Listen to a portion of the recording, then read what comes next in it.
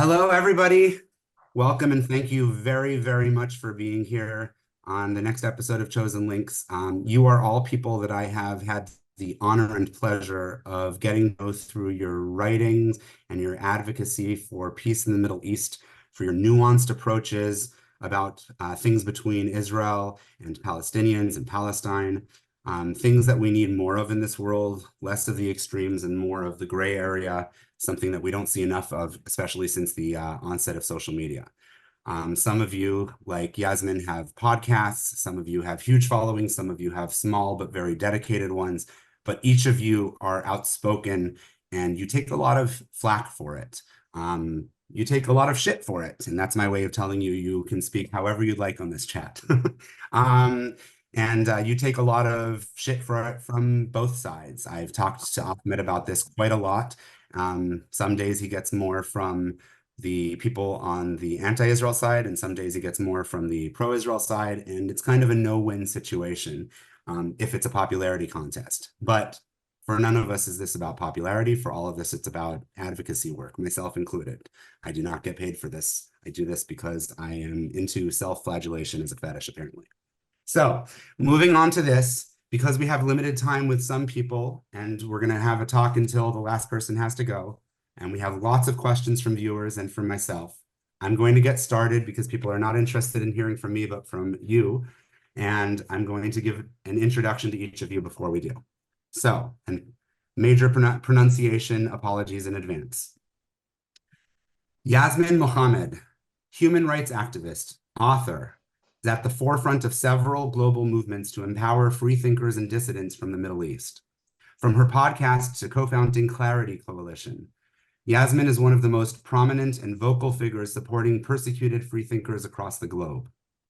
Her charity, Free Hearts, Free Minds, is the only nonprofit on the planet dedicated to supporting the mental health of freethinkers and LGBTQ from Muslim communities across the world. Thank you for joining us, Yasmine. My pleasure. Hamza Hawadi, who is currently on a train that is not a Zoom special effect. Hamza is an exiled Palestinian born and raised in the Gaza Strip. He is a peace activist and human rights advocate for the Middle East. He holds a bachelor's degree in economics and administrative sciences from the Islamic University of Gaza and currently resides in Germany. Hamza has been vocal in his criticism of Hamas, regularly speaking to media outlets and publishing articles that reflect his views on the Israel and Palestine conflict. His perspective always advocates for a pragmatic and humanistic approach to forging a different path forward. Thank you, Hamza, for joining us from literally a moving vehicle. Thank you for having me. Absolutely. And here now is somebody who I really appreciate adding on this week, Mo Ghawi, who I am probably mispronouncing the name of. Oh, Ghawi is correct. Wonderful. Mo grew up as a Palestinian refugee in Lebanese camps. He studied religious studies and briefly worked with the PLO/PA during the reform period in the 2000s. His professional background is in technology, where he has continued to work with various private companies. Despite Mo's career in tech, he remains deeply committed to resolving the right of return issue, believing that its resolution is crucial for overcoming barriers and paving the path into lasting peace. Additionally, since 2018, he actively opposes the ban on communication with Israelis, which criminalizes dialogue and hinders progress towards understanding and reconciliation.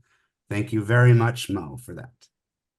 And thank you for the dialogue, because Thank you. I may not be Israeli, but you're dialoguing with somebody who's pro-Israeli and has Israeli family. Ahmed. So we have Ahmed Fuad Al-Khatib, an American writer and analyst who grew up in Gaza City, having left in 2005 as a teenage exchange student to the US. He writes extensively on Gaza's political and humanitarian affairs and has been an outspoken critic of Hamas and a promoter of coexistence and peace as the only path forward between Palestinians and Israelis. Ahmed is a non-resident senior fellow with the Scowcroft Middle East Security Initiative at the Atlantic Council's Middle East programs. He has a bachelor's degree in business administration and a master's in intelligence and national security studies.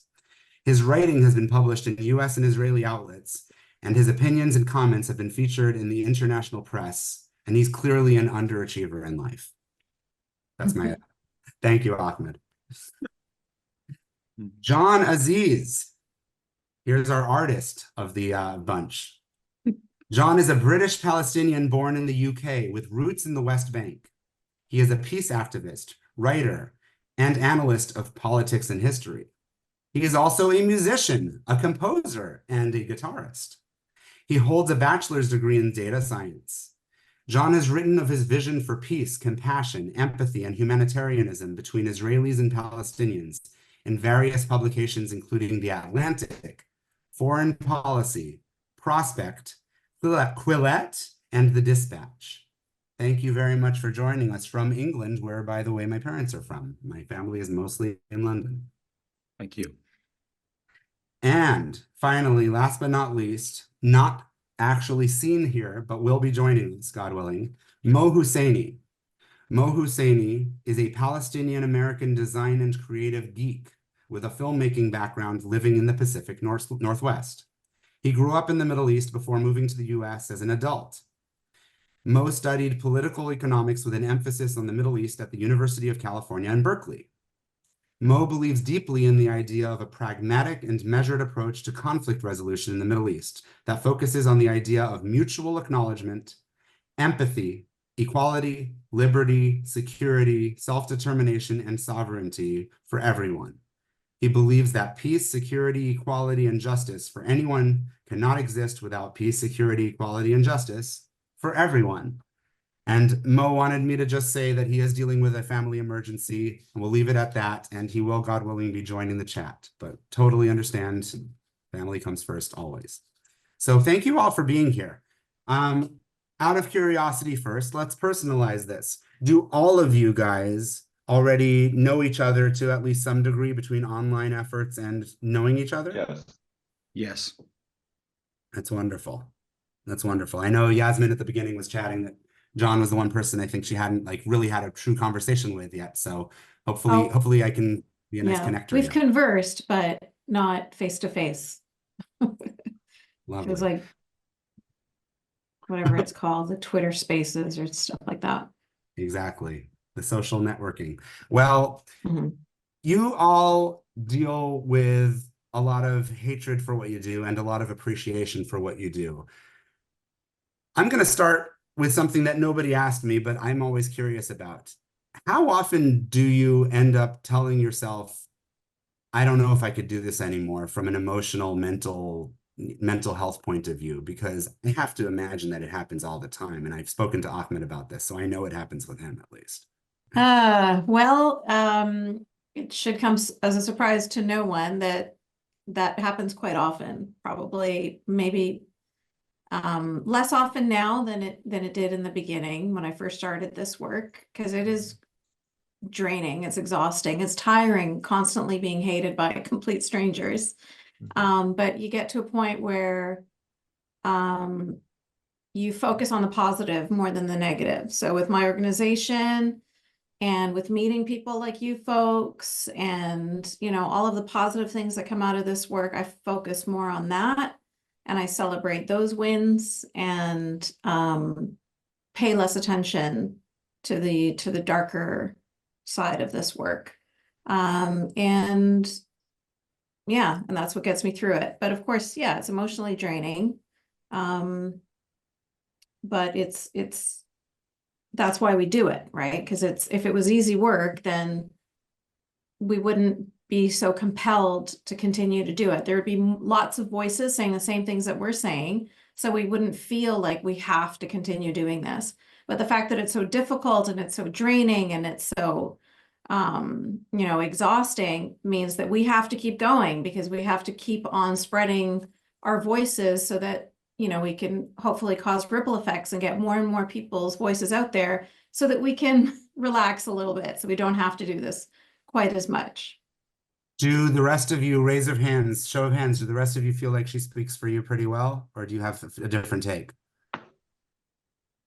Well, certainly I'm on board. But I will say also that, I don't know, to me, it's not just the positive or the negative. It's that I genuinely feel that this has to be said now more than ever. I feel like we are about to approach the point of no return. And I'm speaking just from my own perspective. I'm also speaking from my own voice. I never claim to speak on behalf of Gazans or Palestinians. I operate solo.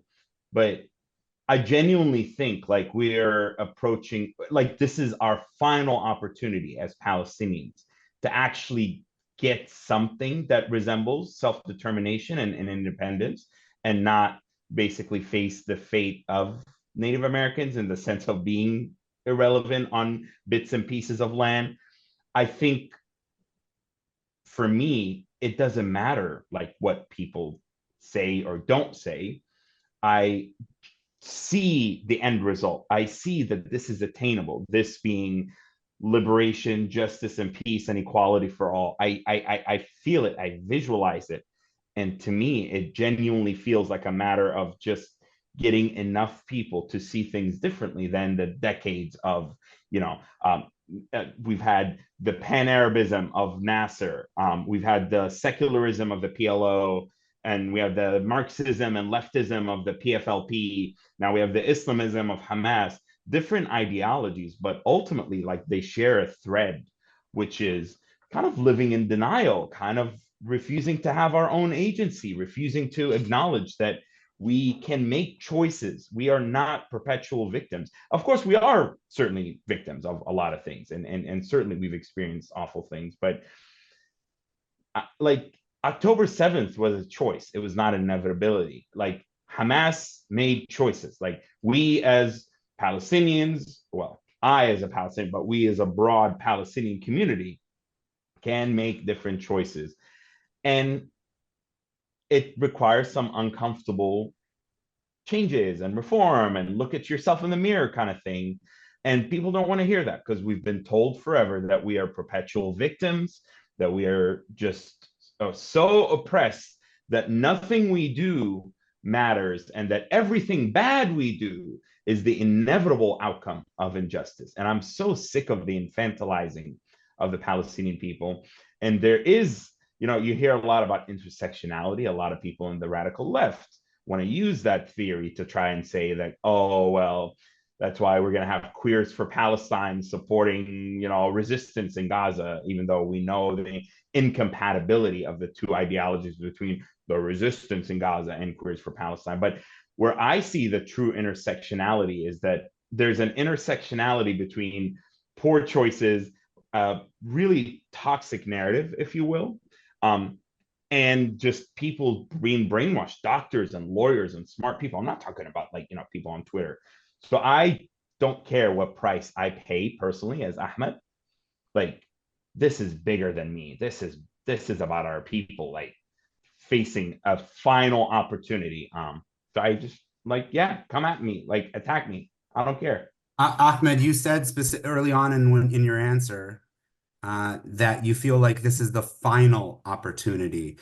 I know that it seems like an endless process of nothing working out, and because it has been. Why such finality, though? I mean, for multiple reasons, but basically, like Gaza was such a missed opportunity to demonstrate what an occupation-free West Bank would look like. Gaza could have become the beating heart of an incoming Palestinian state. Gaza could have become kind of a hub of Palestinian arts and literature and tourism and economic development.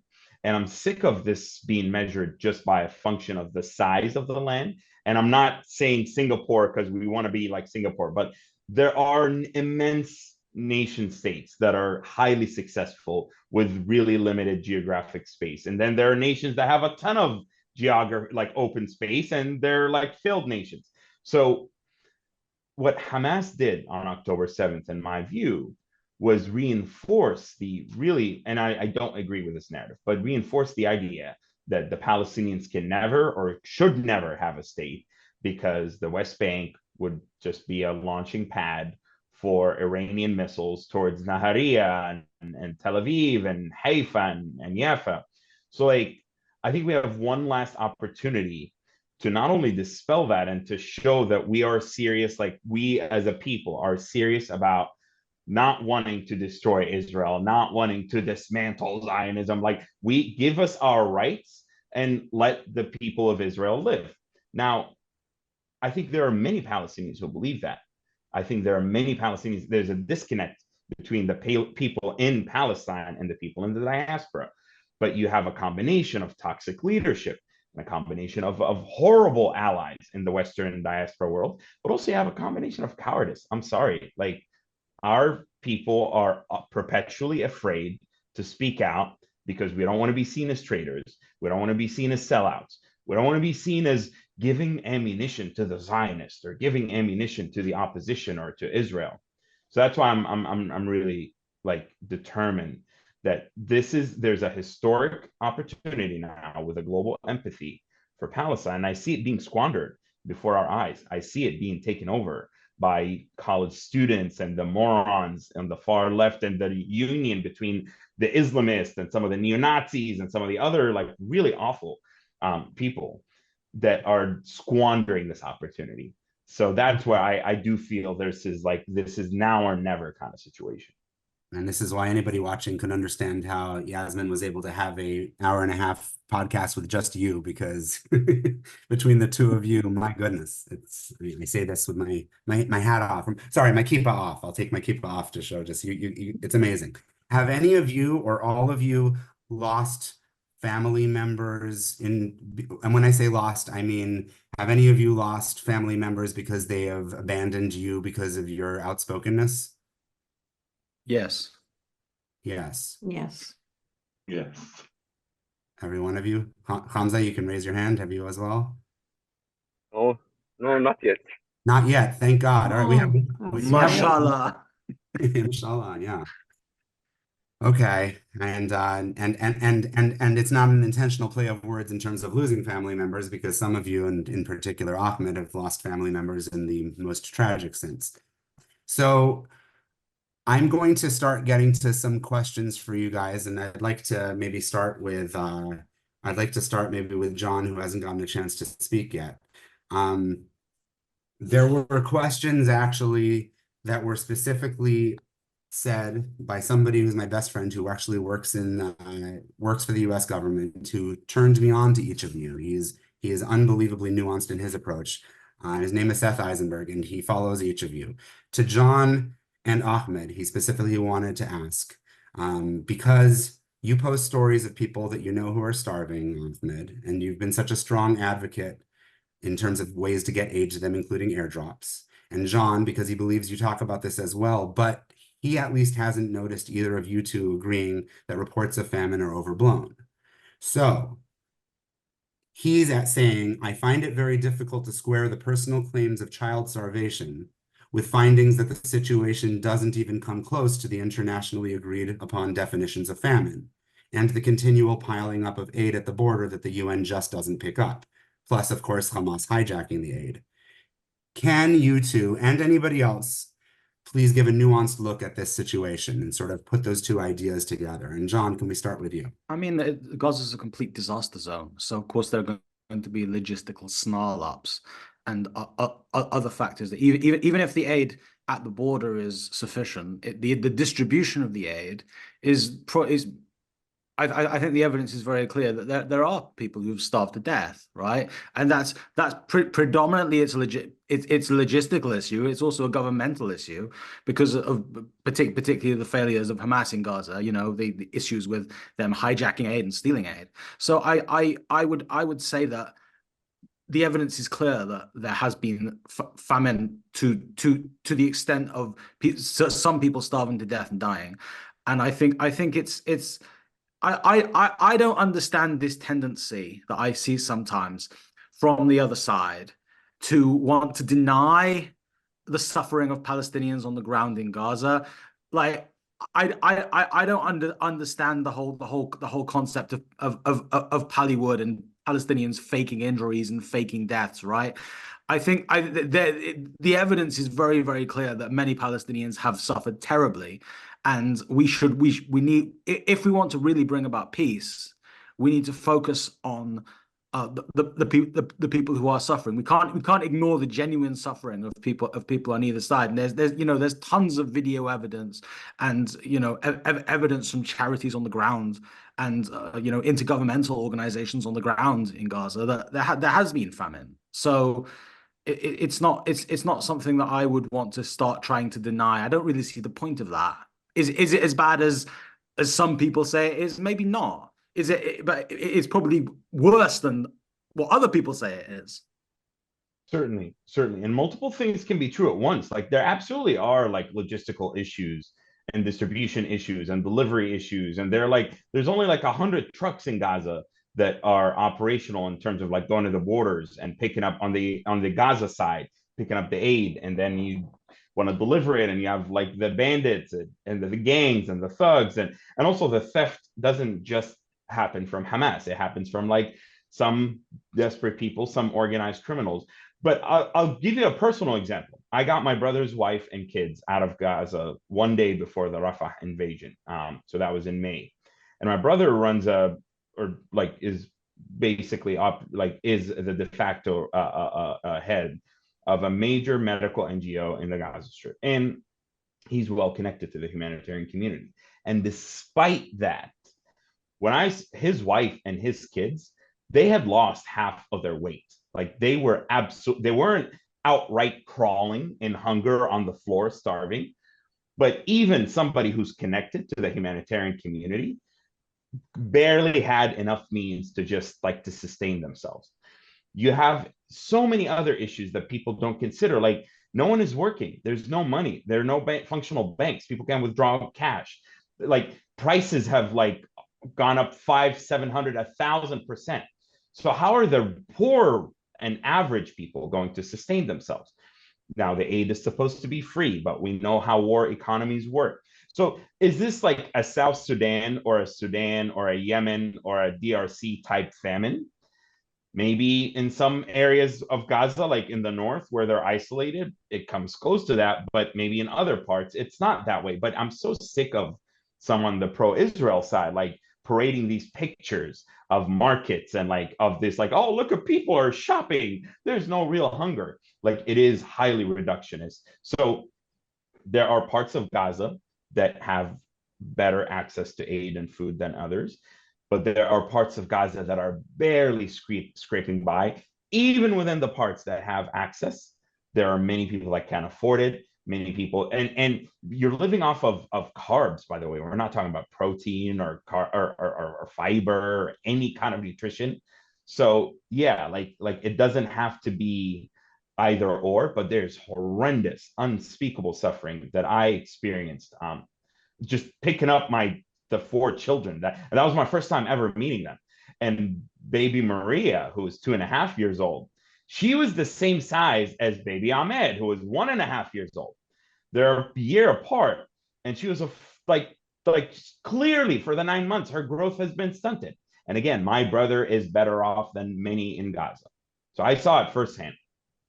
It is very, very depressing that the human gut reaction of how to justify things to themselves so often seems to be by, as you say, reductionism. We can have both things where people say Hamas needs to go, war becomes necessary. How do you do the war is like this.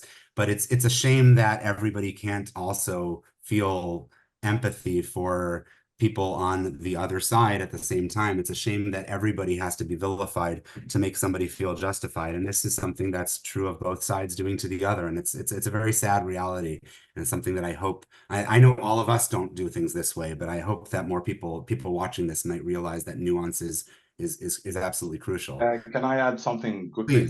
Please do, Mo.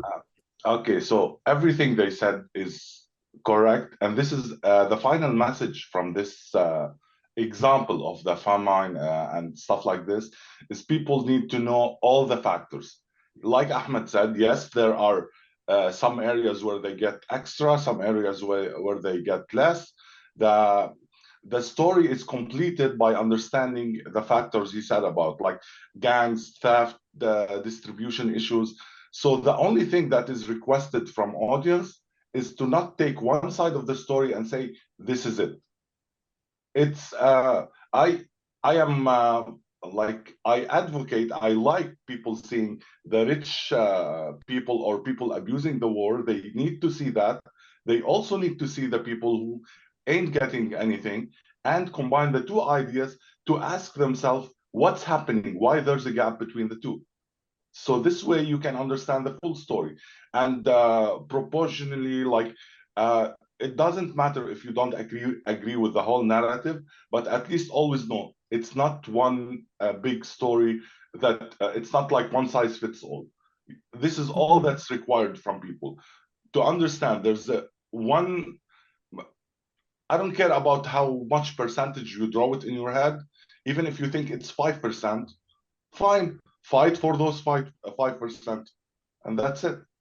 Understand the whole situation, focus whatever percentage you think in your head, that's fine. As long as you understand the whole situation, then you see how did it not go from this class to this class, and then you can understand the underlying problems. I think that's a very intelligent way to put it. And I would say this is true of anything, right? Not just Israel, Palestine. This is true of everything in life. When I was doing COVID education, which got me a lot of hatred from people on the right, I certainly, though, was not going to ever disregard it and pretend that there were no dangers, that there were no side effects, because it shouldn't ever be 100% one side and 0 on another. I would acknowledge people's fears and risks. I would say, yes, myocarditis is a risk of the vaccine. But then I would also explain, but myocarditis is a bigger risk from COVID and the vaccine is lowering your incidence. But the whole point is to explain things in a way where you're not just disregarding what people are saying, unless they're just outright lunatics, talking about, microchips and stuff. So it's the same sort of attitude. And unfortunately, I coined a term a while ago that any of you are welcome to borrow or steal, which is that this world has become a world full of radicalized ignorance. And that's really what's been happening. It's just, I think we've all seen that. I believe all of you, I follow all of you enough to know that all of you want Hamas to get the hell out. And if you had your way, they would have never existed and they'd be gone. And that they are as bad for the Palestinian people, if not worse, than they are to Israelis. So what I want to know is there a realistic way for Hamas to ultimately actually be gone? And if the answer is no, then what the heck do we do next if they're the ones that are still in power? So I think that we are narrowing our focus too much when we're talking about Hamas specifically, because we can't forget who was funding Hamas, right? It was the Islamic regime of Iran. And Hezbollah is also firing rockets at Israel. Like, this is not just about Hamas. This is about Islamists. This is about the agenda of these people that are hoping to have a global caliphate. And when we focus in on Hamas specifically, that's giving us, we're losing the perspective that's very important to understand that this is much bigger and this is a global problem. So when you ask the question, can we get rid of Hamas? I said from the beginning, like, bombing Gaza isn't going to get rid of Hamas. You're just going to be killing people and all starving and all of the issues that we're talking about. Women, we haven't even talked about women. Women in war, they're always the first victims of all sorts of atrocities. But the women of Gaza right now are suffering immensely. We're not going to even get to hear the voices of what's going on until all of this is over, and perhaps we'll start to hear what's, how atrocious it's been for them. If you right now could be a despotic leader in charge. Right, that's what I was going to say. What would you do? So I was going to say that bombing Gaza, I never believed that it was ever going to get rid of Hamas. When their leaders are in Qatar, when their funding is in Iran, you've got, it's useless, right? You're just turning this part of the world into a parking lot, but you're still going to have Islamic extremists. You're still going to have Hamas. And I've also said it's like a hydra. You're going to cut off one head, you're going to have others are going to form. And we've seen this, right? You get rid of Al-Qaeda, what do you get? You get ISIS, right? This is a never-ending problem. I don't think that we can fight this militarily. I never believed we could ever fight this militarily. This is a war of ideas. And we touched on it a little bit. Ahmed talked about this a little bit with, we can't really hear the voices of the peaceful Gazans right now because they're too afraid to be seen as Zionist supporters. I don't want to give, any kind of fodder to the other side, blah, blah, blah. And so they stay in their tribal mentalities. But what we have to do is we have to allow people the freedom. So whether it's separation of mosque and state, whether it's, through education, through de-radicalization, far be it from me to be, complimenting Saudi Arabia, but one of the wonderful things that they have done is that they have removed the anti-Semitic hadith from the curriculum in schools. That's massive. Anybody who's not Muslim can't understand like how huge that is. This is like Sahih Bukhari. Like this is like on par with the Qur'an. And he's like, yoink, get that out of the curriculum because we're going to stop putting these ideas in kids' heads. That's wonderful. I mean, and you're seeing what's going on in the UAE and in Morocco. Like there's some positive things happening in places. We need more of that. We need more of top-down leadership. I'm sorry to say, in the Middle East, we need top-down leadership. There's going to be grassroots, but it's always going to be dangerous for those people, and they are always going to be in the minority, and they're always going to be in a situation where they're taking their life into their own hands, right? We've seen cases of Gazan activists and the horrible things that have happened to them. There was this one man, I think he was a friend of yours, Ahmed, who was just hanging on, for his life. He was beat up so severely by Hamas. Ahmed. Yeah. And so in order for that kind of vigilante justice to not happen, it has to be top down. It has to be the government saying to the people, we are not going to be hateful anymore. We are not going to be radicalized anymore. We're not going to celebrate your radicalism anymore. But the problem with that is even in countries like Jordan and Egypt that have normalized, that have relationships with Egypt or with Israel, it's kind of like the side chick, right? They keep it hidden. They're like, yeah, give us clean water and everything, but they're still going to allow their people to be super hateful and to engage in all of these anti-Semitic tropes and to spread the lies because it's populist, right? It helps them to have the us versus them, the black and white, the good guy, bad guy, the oppressor oppressed, like all of these very, very simplistic, tropes are really helpful for these leaders to keep control of their people.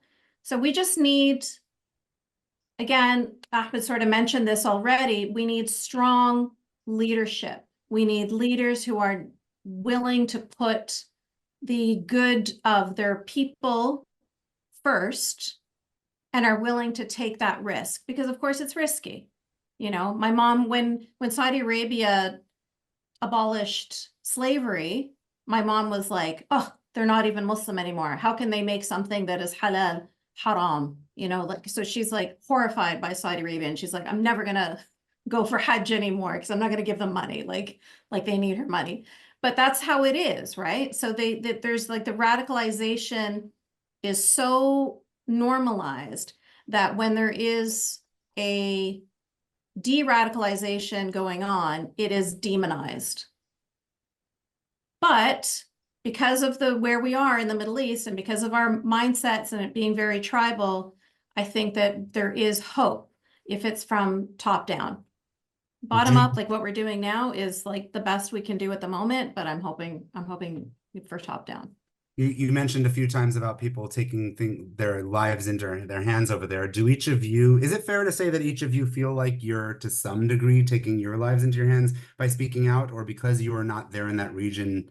Like how safe or unsafe do you feel about being advocates where you are? It's a million times worse in Gaza Without a doubt. than it is for any of us. I think all of us would probably agree that we're quite privileged, actually, being able to have the relatively high level of freedom of speech that we can have here in the West. And at the same time, for me personally, I feel like it's a duty and a responsibility for me to speak out for the people in Gaza and people in the West Bank who may agree with some of my views, but can't say them. Otherwise they'll potentially get lynched. So Well, Hamza was imprisoned twice for speaking up against Hamas in Gaza. So, he's a very rare breed of a person. Did you see the hit piece against me, the investigation a couple of days ago, where they're claiming that I'm part of a $30 million covert operation by the Israeli government to spread the love, influence. Spread the love. Yeah, to spread, I know, man, I think at this point, Israel should fucking pay me for all the bullshit that I've been dealing with, but I'll spread it, I swear. Wallah, it'll be 6 ways. Wallah, right, I forgot to mention, because you entered the chat late, I'll Venmo you after this. Okay. But straight from I agree, but just really, I want to go ask Yasmine real quick, because I know you have to go. What role can, first of all, I'm actually going to start with a point that John Aziz said, which is, there are many like us. They are fragmented. They are afraid. They are they have families. They can't deal with the threats. There are the number of Arabs and Muslims and Palestinians that privately cheer me on and tell me, Ahmed, I'm so glad someone else is saying it. Ahmed, and we're talking about hijabi women, reaching out to me, a top doctor at Kaiser in California, in Southern California. She was like, my mom slapped me when I fucking talk shit about Hamas. And she's just in her 40s. Okay. It's in America. Okay. So that sustains me. That gives me hope. It sucks that I feel often I'm a lone wolf, a lone soldier in a battlefield, but I know mentally that there are so many folks who feel that way. So going back to Yasmine, what role can Muslim and Arab and Palestinian women play in this 1,000-mile journey towards I hate the word de-radicalization just because it has a certain stigma, but let's just call it de-radicalization. I want to call it de-radicalization, but I want to come up with a destigmatized version of that word. I think it's fine to call it that, because there's a portion that's true. I agree. If we confront it's true, we can solve it.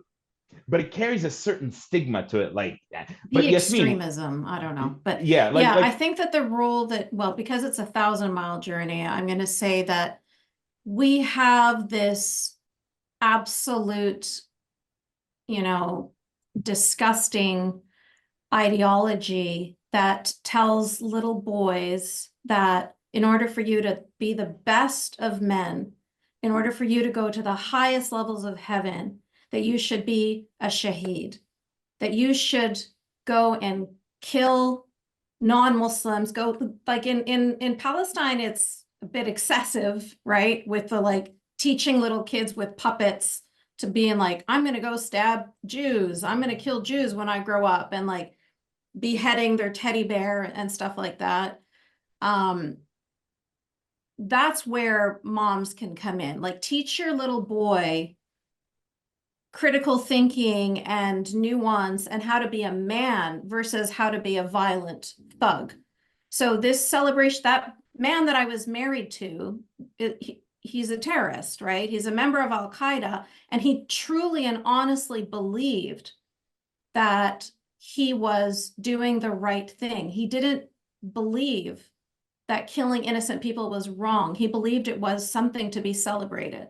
Now, what's going on here is something even more so, because at least in his day, when he was a member of Al-Qaeda, he was celebrated by the Mujahideen, he was celebrated in Afghanistan, he was celebrated by bin Laden, but the Western world wasn't celebrating him, right?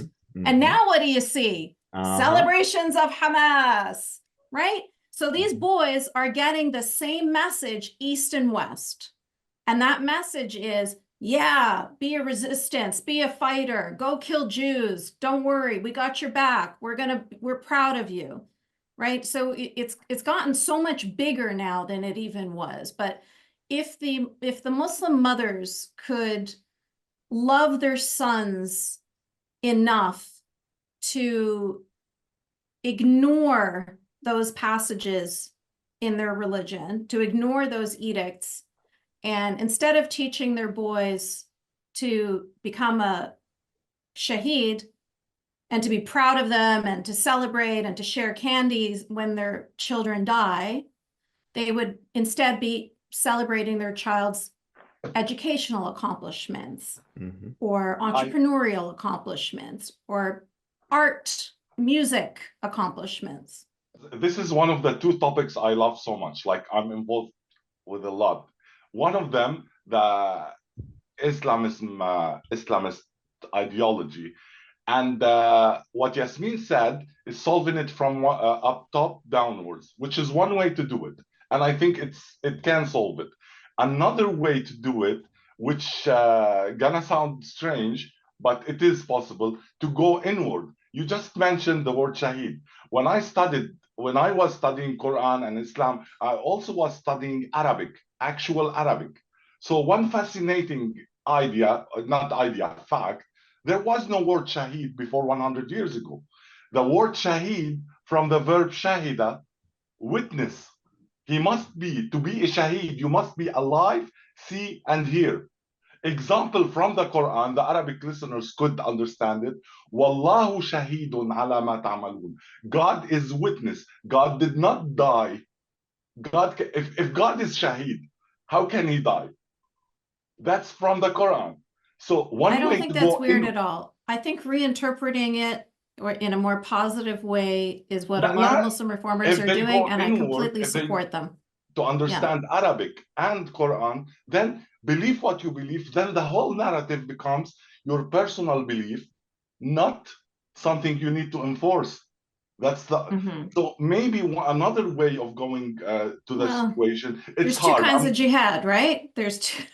There's two kinds of jihad, so they both exist. You can do it inwards or outwards, which is the better way. And fighting is the lowest form of jihad, but they transfer. Back to the hadith, also it's interesting. I'm not defending stuff. I'm trying to say which is, I'm not gonna answer, it's just throwing ideas, whether to solve it from up top or to solve it from downwards. Yeah, so the two let's do dimensions, both. Yeah, sandwich. So, that's all I'm trying to say. There are a lot I agree. the word shaheed, the word jihad did not exist in the English language before, in the Arabic language before Quran, and when it did in the linguistics of it, it came with your ideas, but they eliminated that. The hadith, the last part, I don't want to dive too much right now in religion. The hadith, most of it came 200 years after the Prophet died and was collected. Yeah. And here's something for the hadith followers to it's all enjoy. hearsay. One of the hadith in the same books they collected in the hadith, the Prophet said, do not copy anything you heard I say, but follow the Quran, which makes, okay, you just contradicted thousands of hadiths in one of them.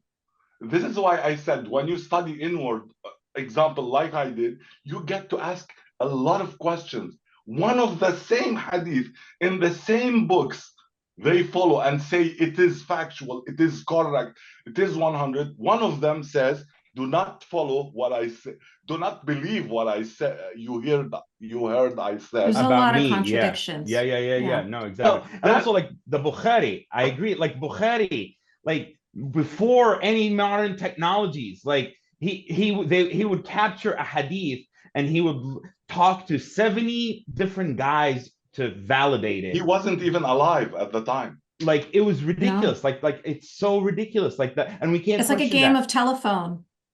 Precisely. You know that game? Yeah. Yeah. No, it's like but that's the thing is, I do think there is space. I agree, Yasmine. Honestly, like it, and I've been called you're an elitist scum. You're this. You're that. Like I think there needs to be an agenda set up at the top, an agenda of the like de-radicalization, but here's the thing, it can't just be the reason why I said I want to do de-radicalization. It can't just be like, and I'm sorry, this is just how human psychology works, whether or not we like it. It can't just be like, you people are radical, like you people are just these diseased creatures. Like it has to be an inspirational message.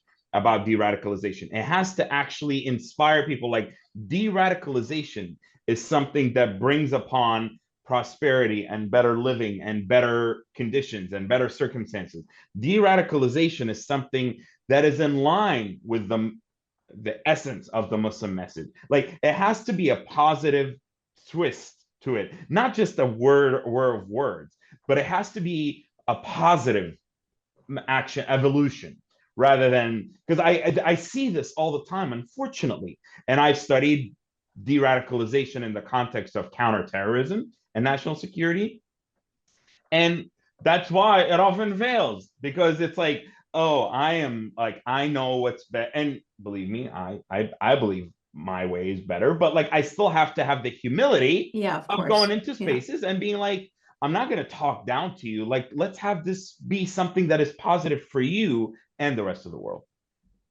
Oh, by the way, Mo, you apologized for talking about something so technical, but the sort of geeky linguistic part of me, I loved it. I actually love learning about etymologies, and all of us grew up learning some levels of the Bible, the Quran. I certainly did going to Jewish school, so I think that's awesome.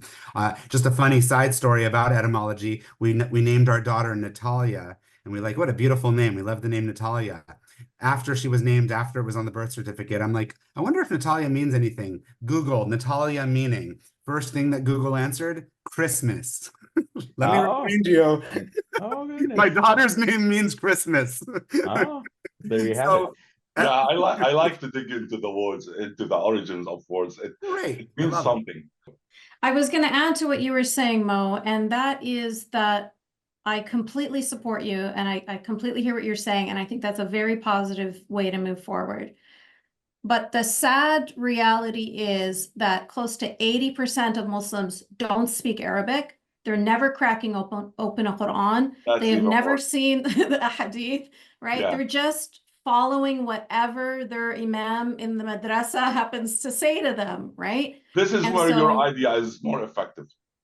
Yeah, what you're saying is great, but it's like a 1 to 2% of people are going to have that kind of enlightenment. But I completely support it, of course. I just think that, you know, I told you I don't know the answer. It's difficult. I'm just giving the directions. Stuff like this cannot be solved there's no by me throwing one idea. There must be many answers. Yeah. You know, when I see people chime in about any topic, whether it's about like, you know, whether or not it's acceptable in Judaism to be gay, right? And what it means, or whether or not in Judaism, like, what does Israel mean to us? And do we have a religious right? I hear that. And I think Ahmed, I've definitely had more conversations with anybody else in this chat. So like, we've really gotten to know each other. But I kind of at the end of the day feel like, I know Mo Husseini feels this way, like at a certain point, I personally just don't give a shit. At some point, I'm just like, I don't actually care if historically there's a reason, there's a right. Native American population has plenty of historical reasons to kick us all out of America, but nobody's going to say that we should be kicked out of America. We just have to find a fucking way forward with them. Yeah. Do better. Just be more pragmatic. Exactly. And although I believe in the Torah as a modern Orthodox liberal, obviously liberal modern Orthodox Jew, I never look at it and be like, oh, well, it says this about gay people. Oh, I have 1,000 gay friends and I support them and I'm going to go to their weddings and I don't care what it historically says. And I also don't care if the Torah says it's my land. I don't care if another Bible says that it's somebody else's land. At the end of the day, this is the reality we're working with. Let's find a way to move forward. I don't really care what the stories tell me, and no matter how sacred they are. Actually, here's a simple thing, like a difference between one story in Torah and another in Quran. So we all know the 7 plagues story in the Torah. But all Jews understand it's situational. Like it happened back then, doesn't mean you hate and condemn Egyptians today. In the Quran, the situation where they fought the Khaybar tribe was also situational, but they took that command and eternalized it. Like, oh, forever I need to fight the Jews. So what I'm saying is, it is stories. There is actually a verse in the Quran says, it's only stories we tell upon you. So it is story. But one religious... I mean, you could get killed for just saying that. But it is. I'm just reading Arabic. It is. Yeah. Real quick, I want us to hear from Hamza. I know he's on a train, Yeah. but I want to hear from Hamza. And then, unfortunately and very regrettably, I'm going to the State Department and I have to leave in 15 minutes. I'm so sorry. But I have to, yeah, we have Tell a us, big. Ahmed, tell us, because it's interesting, before Hamza speaks, tell us what you're doing. I know this, but viewers don't. What are you doing there with the State Department? It's pretty damn cool.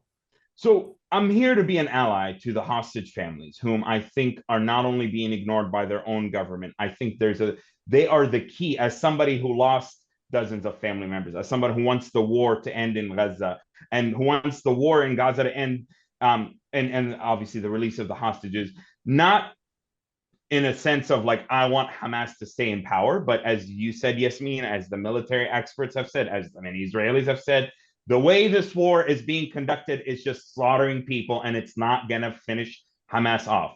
It doesn't mean we just go back to October 6th and everything gets rebuilt and khalas. No, of course not. Like, it doesn't mean that. But this war has to stop. I'm tired of seeing my people getting killed. I'm tired of seeing the suffering of the hostage families. I'm tired of the polarization. And the more this war goes on, it's bringing in Iran and Hezbollah and the Houthis and antisemitism. Yeah. We need to stop the war, period, end of story. So I want to be an ally to the Jewish and Israeli hostage families who are here in Washington. They came here partly to protest the presence of Netanyahu's speech in Congress, regardless of what you believe in Netanyahu, and I'm certainly not a fan, but they're here. I wanted to be an ally, and we've been having a series of meetings in Congress and in government and with organizations.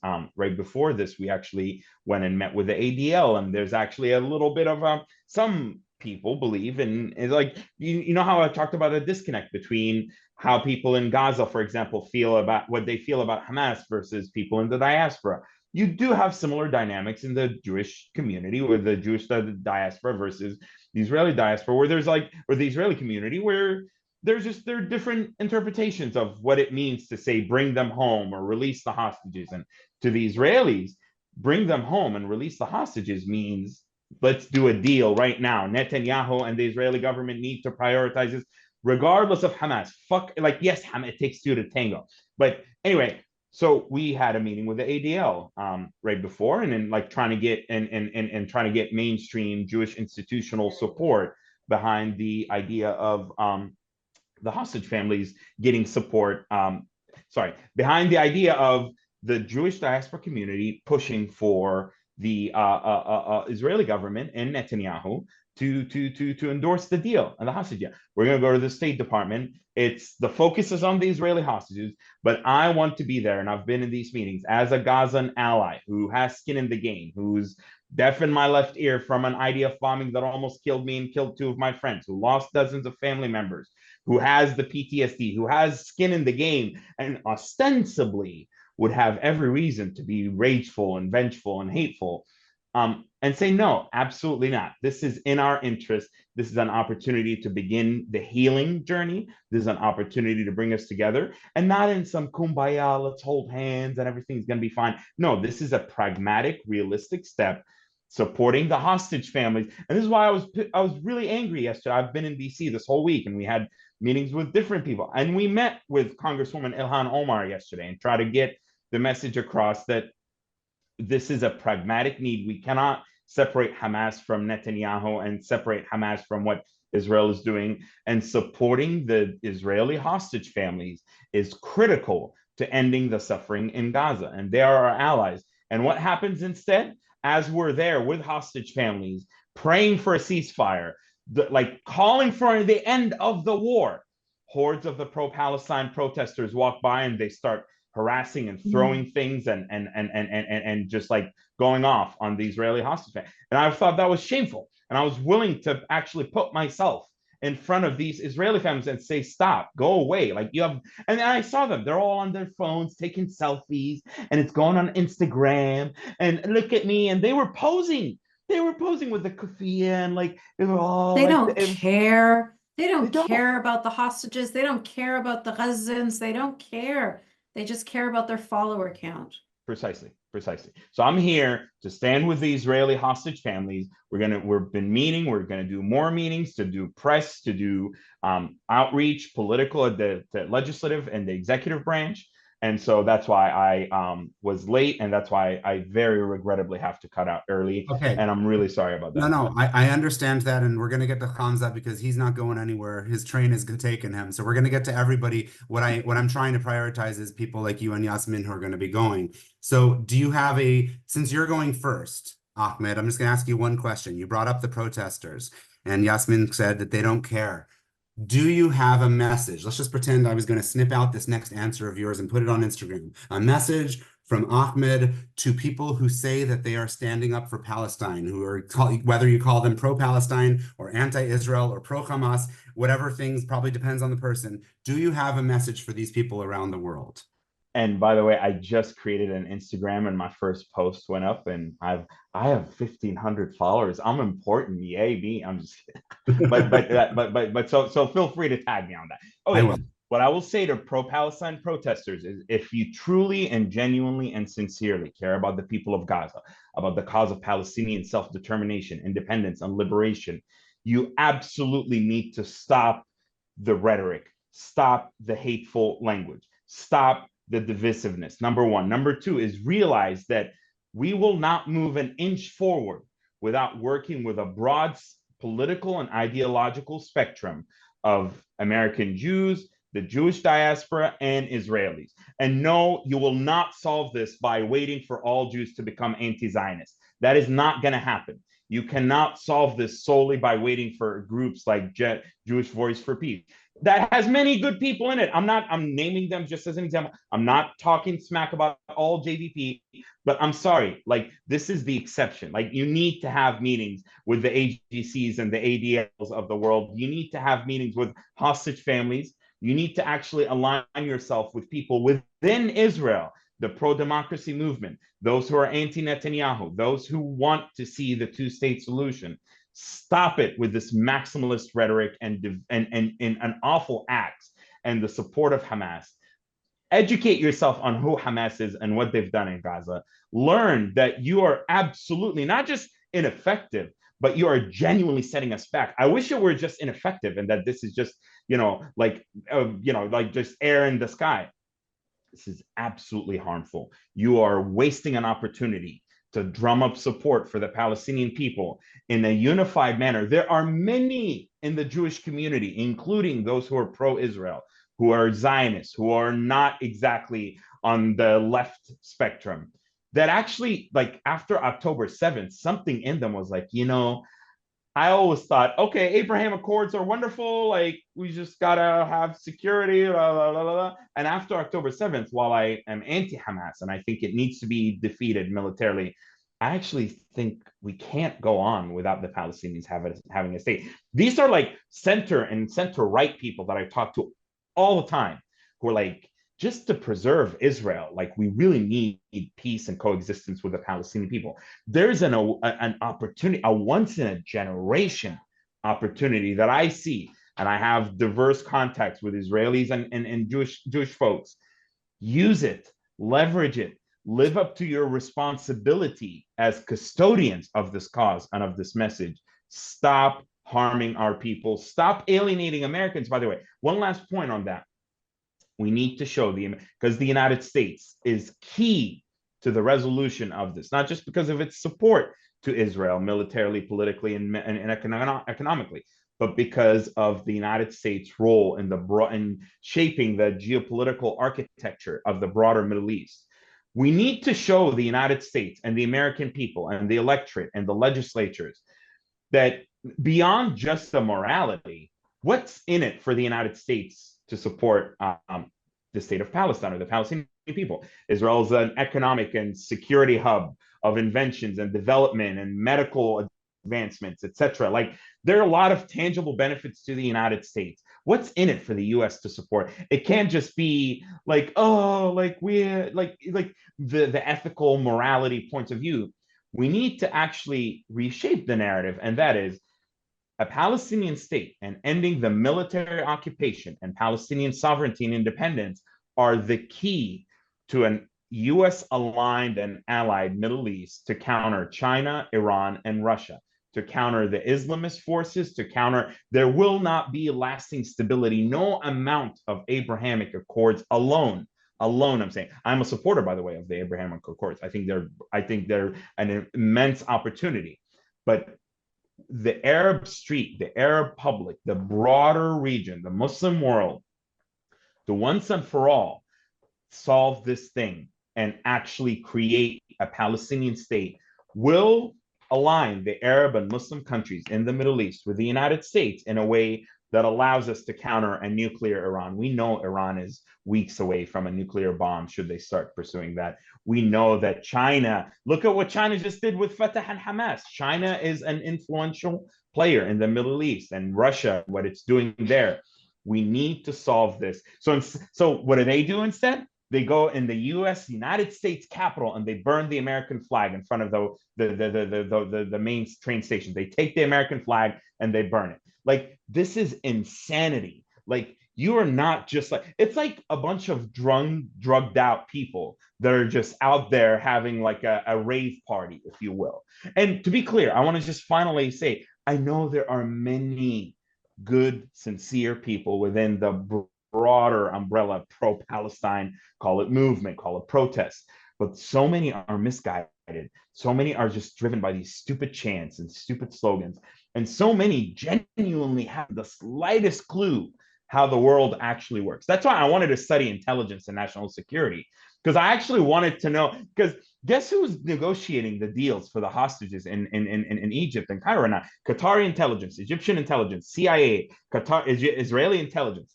Like, intelligence and national security lives between diplomacy and politics, and between military affairs and kind of global geopolitics.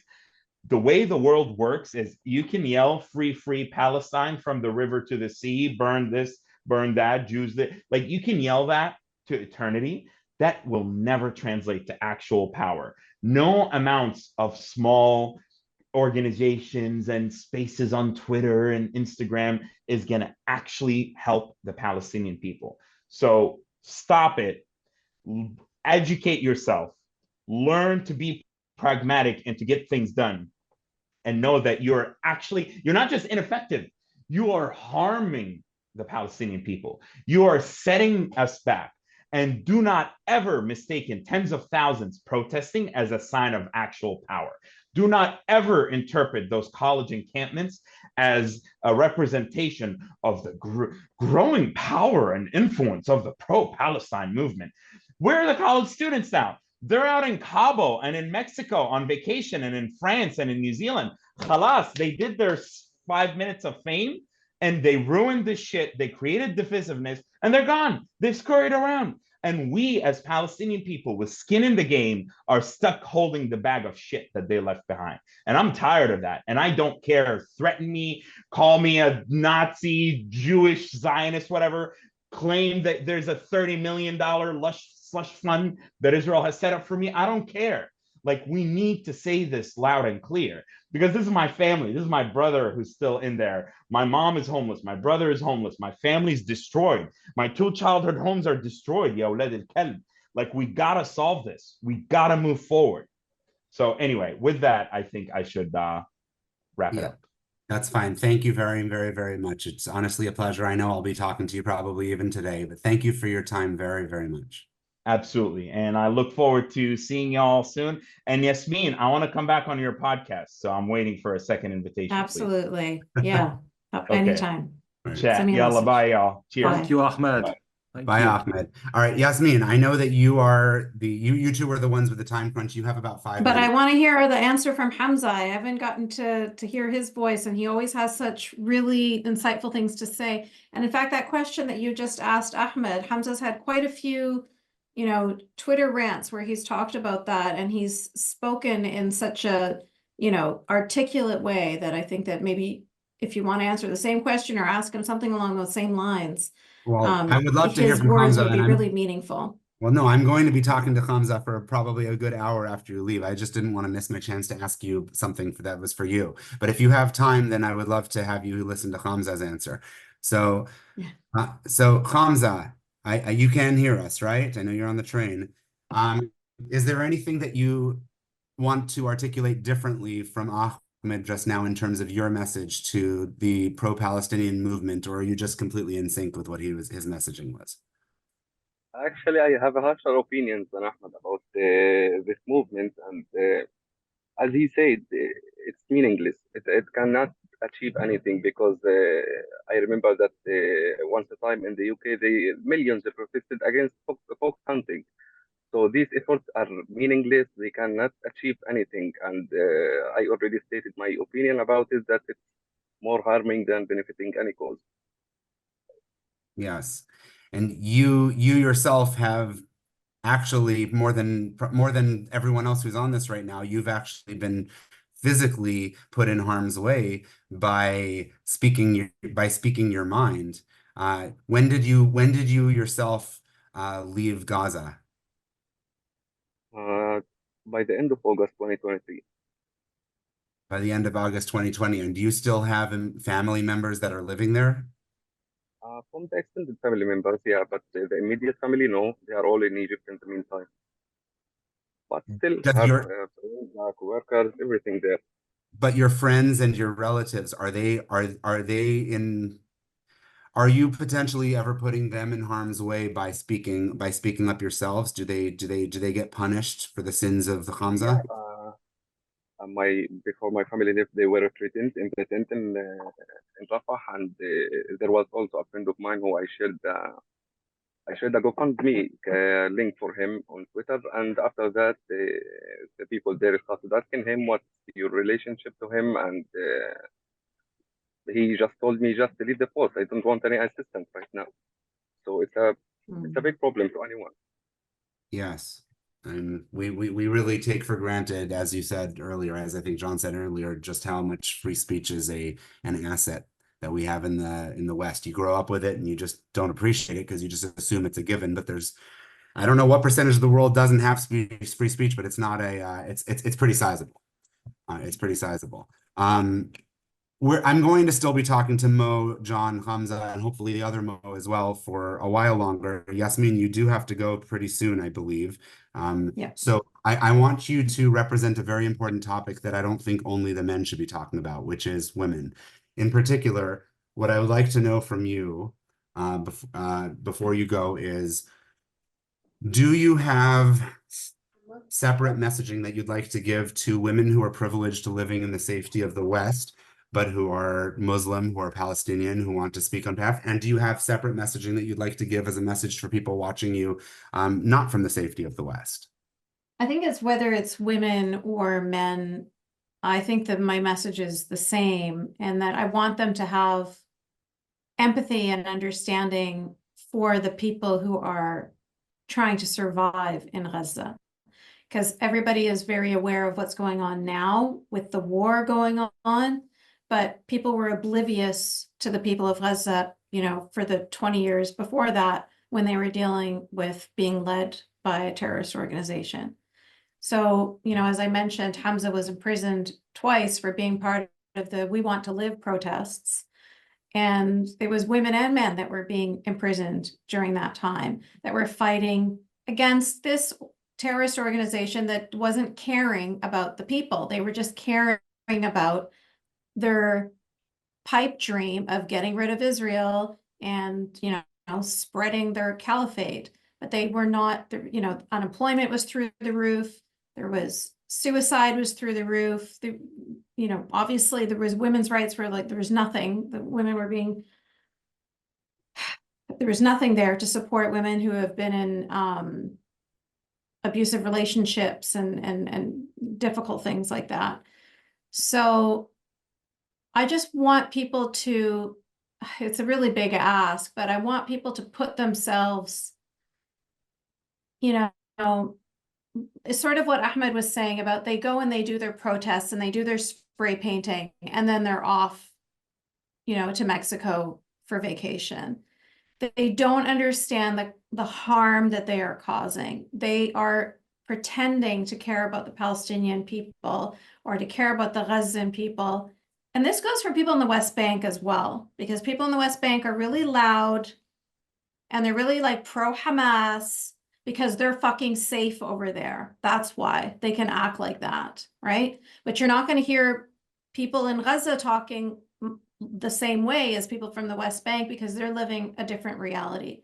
And it breaks my heart, and it frustrates me, and it infuriates me. My father was, eviscerated by his friends and family whenever he would speak about peace, because they thought that he was a traitor to Gaza for him to want his country or his homeland to be, living in peace and prosperity. And yeah, it's really heartbreaking. The people that are fighting, I want everybody to look up peace communications, look up voices from Gaza, listen to the voices of people from Gaza who want to live in peace. In Canada recently, we had groups of Gazans who started asking the Canadian government to, instead of allocating their funds to UNRWA, to allocate the funds to them instead, and they were going to have like peaceful enclaves, peaceful bubbles where they could live in Gaza alongside Israelis, both groups of people in peace and prosperity. We are supporting the terrorists, whether it's through these encampments or through these, empowering them through those stupid ways like that, or like actually empowering them monetarily and financially through groups like UNRWA. So we have a responsibility to start looking at who are the people that we share values with, who are the people that we want to live alongside, and let's support them, and let's allow them to become empowered. And that's that's the subtitle of my book, really. That's the problem that we're doing across the board. Give us the name of your book so people can purchase it. So my book is called Unveiled: How the West Empowers Radical Muslims. And it goes into, I think people can see that now. They can very clearly see. I just saw this photo on Instagram where somebody showed a picture from Gaza, Hamas people, and then a picture from today when they were protesting against Netanyahu. And it was like, you can't tell the difference. Both are people covered up in a keffiyeh carrying, these extremist flags. You don't even know, am I in America or am I in Gaza anymore? You can't even tell. So we know how the West is empowering. I want to ask you a final subset of that question that's specific to you. Can you explain to me, when it comes to rape, a word that makes everybody cringe when they hear, or that it should, when it comes to rape, can you help me understand why and how it is used and justified as use against both men and women, from let's just call them Islamists, against both Jews and Israelis, and I believe also Muslims, right? Within well, that. Can you explain this to me? So again, this hateful ideology that I grew up in believes that women who are non-Muslim, who if you are, if there's a war going on, like ISIS, how they took the Yazidi women as sex slaves.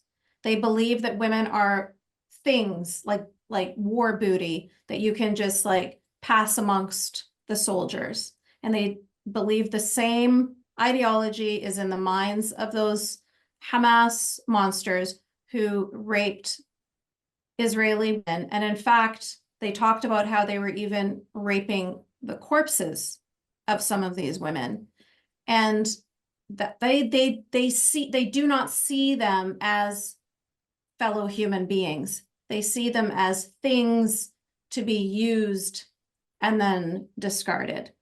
Now, not only did we see that, obviously we see this in Islamic history, we see it in the Qur'an. It's what your right hand possesses. So it is sanctioned.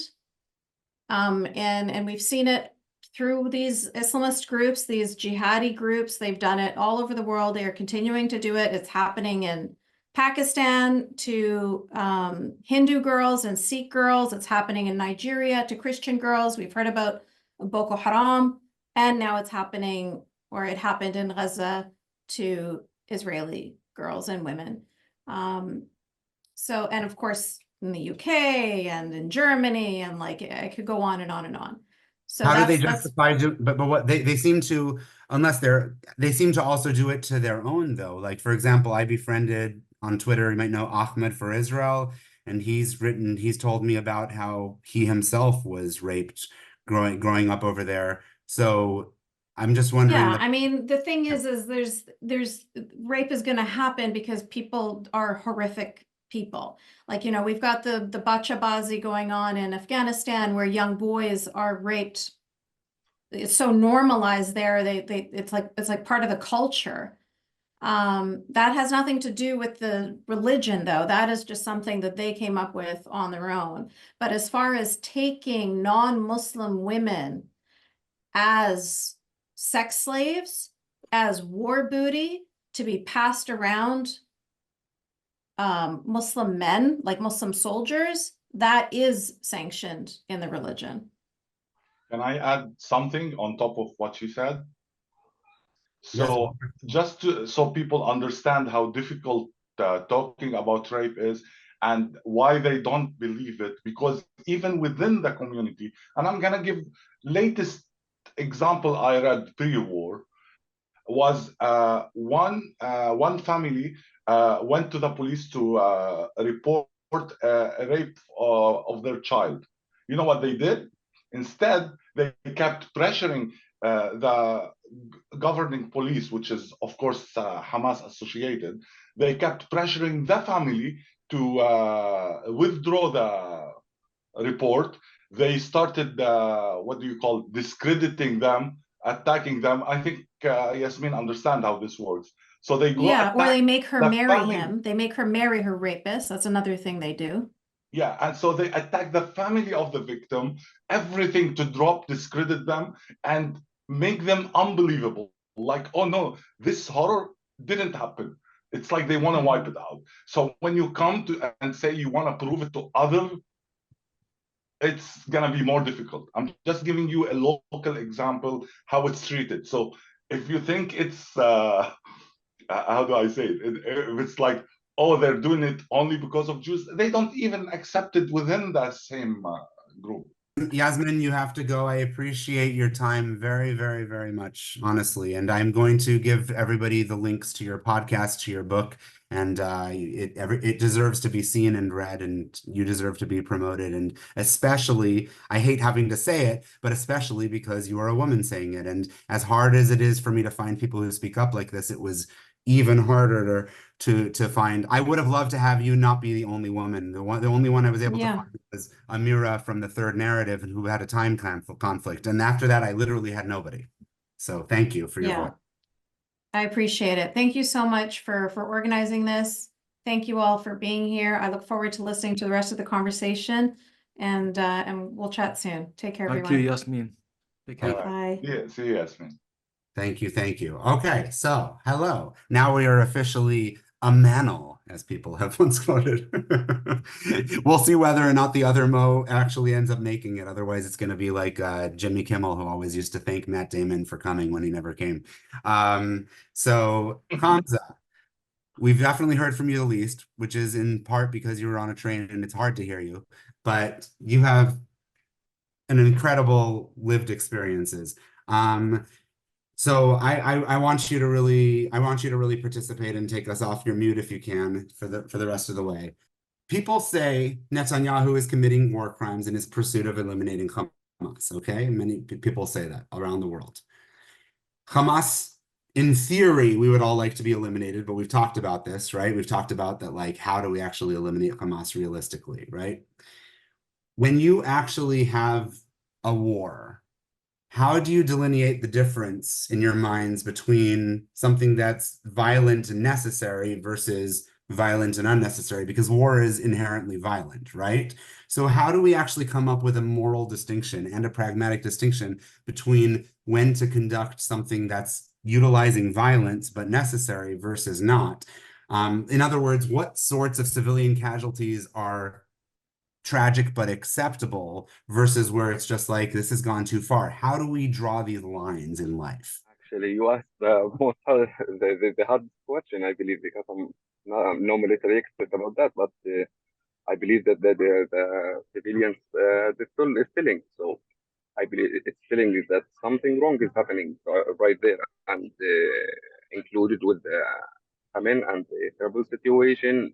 It's all telling that there is something wrong happening there, and I believe that maybe at the beginning of this war, the Israeli government was stupid enough to give Hamas what they want, which is prohibiting the aid from entering Gaza, sometimes doing the bombardment without the evacuation orders, and many terrible things.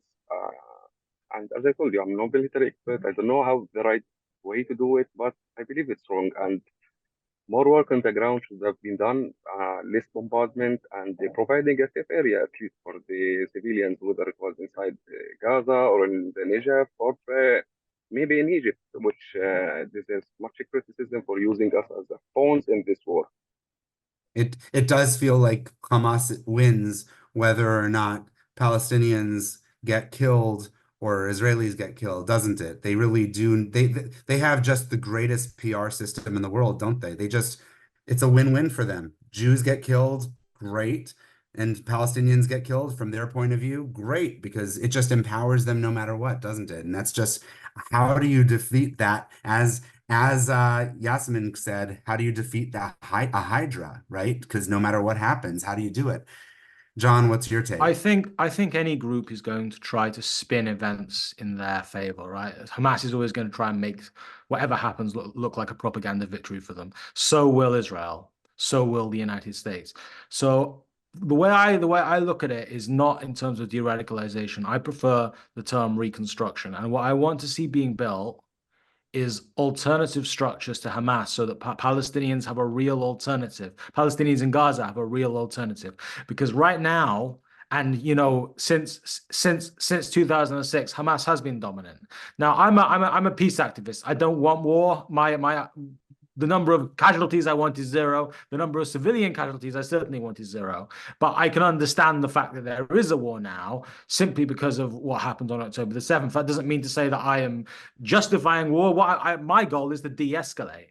I think to really de-escalate, Palestinians need an alternative to Hamas. Hamas needs to be marginalized. It needs to be sidelined. It needs to be made irrelevant. Because at the end of the day, their ideology hasn't worked for Palestinians. It hasn't secured Palestinians a state. It hasn't secured Palestinians a future. It's led Palestinians to a complete disaster.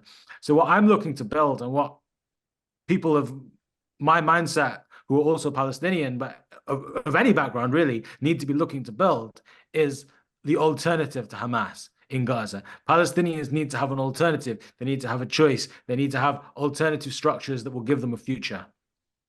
How would you deal with Hezbollah, who are not in charge of Lebanon, but who are constantly sending missiles every day over the north, including like places like Tzfat, where my brother-in-law lives, and so on? How would you deal with a structure like that, where they're not technically in charge? I think it's difficult asking a Palestinian what Israel should do, right? Because I don't really have any say over what Israel does. But I think the goal has to be regional de-escalation. And I think that if you're talking about the heads of the Hydra, right? Hamas is one head of the Hydra. Hezbollah is another, the Houthis are another.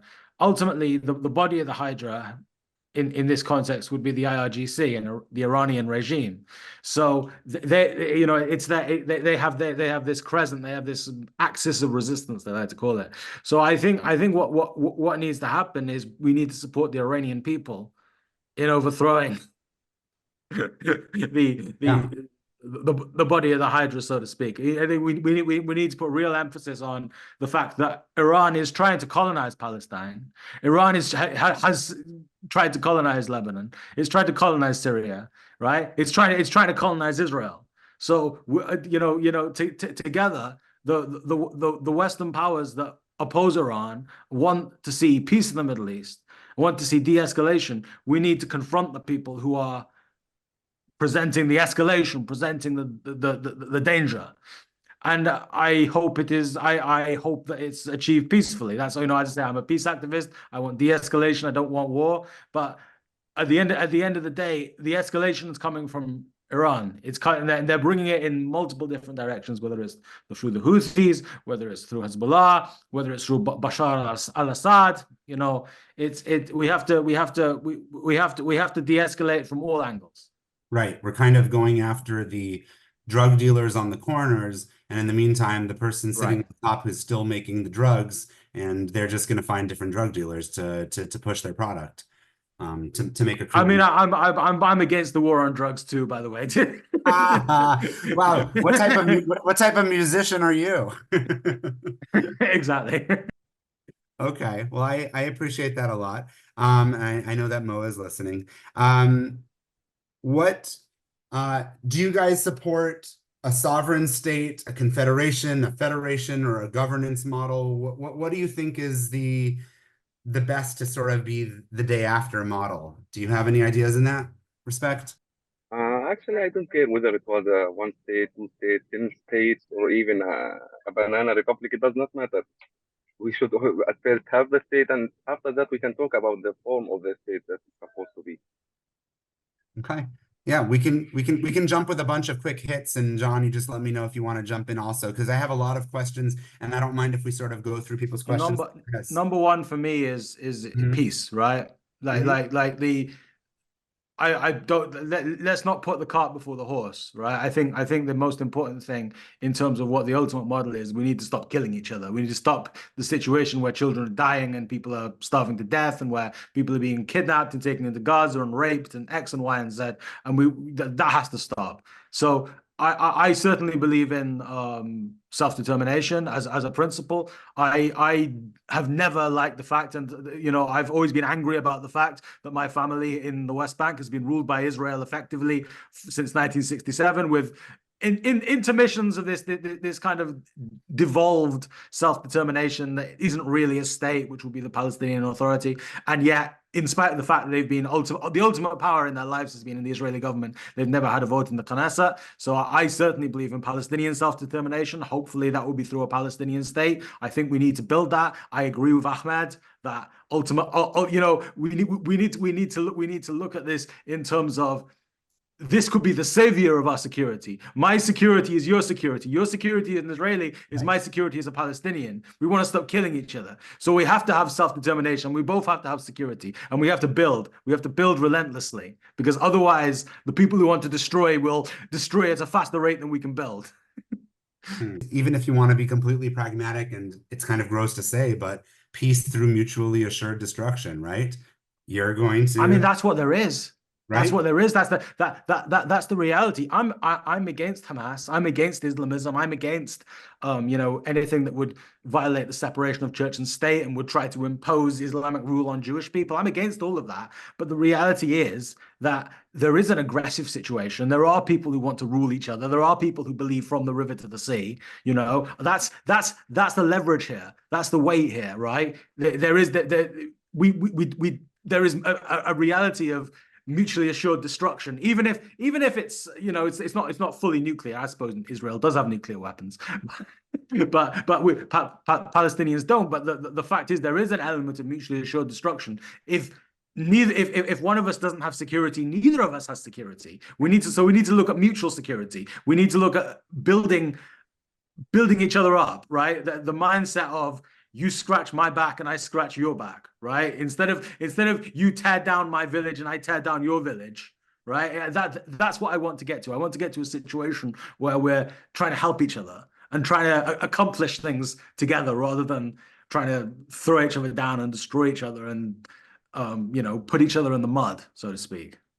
Can either of you to conceive of any type of final, let's just say, agreement where Palestinians would be giving up their right of return, or is that completely unrealistic?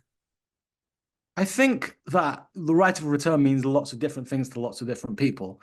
And I think in the Ulmer versus Abbas negotiations, for example, you know, there was an agreed level of right of return. I believe it would have involved only the actual refugees from 1948, and many of them have passed away now. So effectively what you have is people whose ancestors may have come from, you know, Jaffa and Nazareth and wherever, but they are born as Gazans, or they're born in Lebanon, or they're born in Jordan, or like me, they're born. Actually, I'm not a refugee for what it's worth. My family's from the West Bank, and we migrated. My dad migrated, but you know, you have these people being born in all these various places, the UK, the USA, and yet we still have a strong Palestinian identity and a belief that we are all Palestinians and we should have Palestinian self-determination. So to me, the most realistic path is that the right of return becomes a right of return to the new Palestinian state. It's not going to be a right of return to Israel, because I don't think most Palestinians want to actually live under Israeli rule. Okay, fine. There are, 2 million Israeli Palestinians. I guess Israelis call them Israeli Arabs. Many of them consider themselves to be Palestinian, but that's fine. And they should stay as Israelis. They should keep their citizenship. They should be, just the same as any other Israeli. But for people who are not Israeli, who are Palestinian only, or Palestinian British, or Palestinian American, or Palestinian Lebanese, or Palestinian Jordanian, the future is probably going to be in Palestine, in the new Palestinian state. I think that's what we have to work towards. We have to find accommodations for each other. We can't throw each other under the bus and find every stone in the road. We can't, find every single stone in the road and trip over it, right? Because that's just going to lead to nothing. That's going to lead to us being stuck in this mess. People this is a hard one, but let's just say somebody is watching and they were from one of these kibbutzes that were attacked, right? Now we know that unfortunately some of the intel that came there were from people who were actually working on these kibbutzes every day, and they were saying this is where women live, and this is where there's women that you can kidnap, you can rape, this is where this is vulnerable, this is where they have their safe rooms. It's horrific. We all know that. We agree about it being horrific. That's not my question. My question to you is, if you had to give a message not to me living in the safety of Los Angeles, but to Israelis, not even in Tel Aviv, but Israelis who have lived in areas that were attacked, who actually found themselves to be people, many of whom were actually in favor of a two-state solution, who had Palestinians working with them and who were friends with the Palestinians, and were the ultimate betrayal potentially happened. I mean, murderous betrayal. What would be your message to them to somehow make any way forward for them to trust again?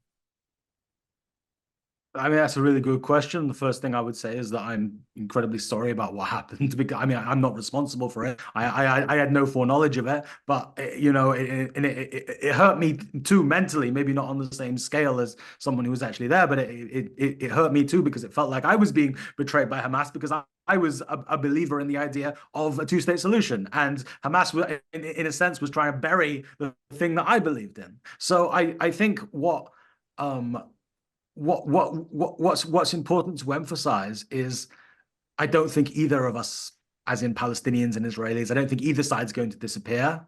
I don't think either side is going to lose its identity. Certainly not at this point. Ahmed did say earlier this is the last chance for a two-state solution. I probably disagree with that. I would say that we should grasp the next chance as hard as we can, but at the same time, if we fail, I hope there are more opportunities for it, because I think ultimately it's the right choice. But I think we have to transform the conflict, because what we have isn't working now. What we have isn't working, and this situation where there's so much insecurity and hatred that people would be murdering their employers and murdering people who are effectively their neighbors, right? That's not working. So we need some sort of transformation. And I don't think it's right or even particularly feasible for the transformation to be, well, they all go to Egypt, they all go to Jordan. I think that's wrong. Palestinians are Palestinians. Gaza is Gaza. And we need to live together. And that is not, we can't ignore the insecurity. We have the status quo was not the status quo was not viable. It didn't produce good results. We can't go back to Palestinian statelessness and the blockade and Hamas and all of the things that brought with it, right? We can't go back to that, because repeating the same behavior, the same awful behavior, and expecting different results is the definition of insanity, right? So we have to try something different. And I think there are lots of things on the table. I think it's more important to build than to destroy, and build an alternative that Palestinians can live with.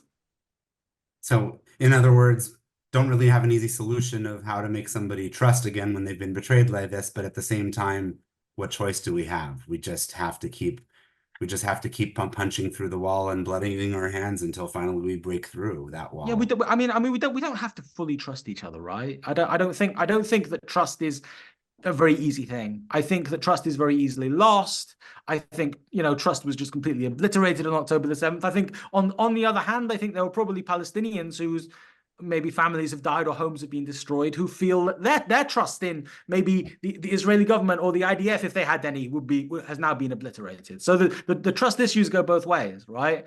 Yeah. And there's huge trust issues for me as a Palestinian who's gone through the West Bank and gone through checkpoints and had a taste of the occupation, right? I have trust issues too. So we don't have to trust each other 100%, but at the very least we have to live with each other. Right, we have to get to a minimum standard of sort of humanization and compassion and like mutual dignification and mutual respect at the very least. Where you trust is going to take 50 years or 100 years to rebuild, right? That's the reality. I don't agree with that. I think it can be rebuilt much faster.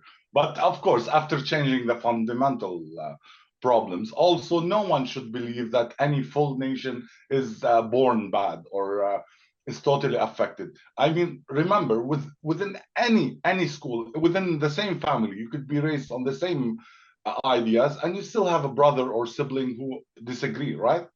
So that means there's no way that everyone is thinking the same. That just means we have different people we need to support to make them build and overcome the problems.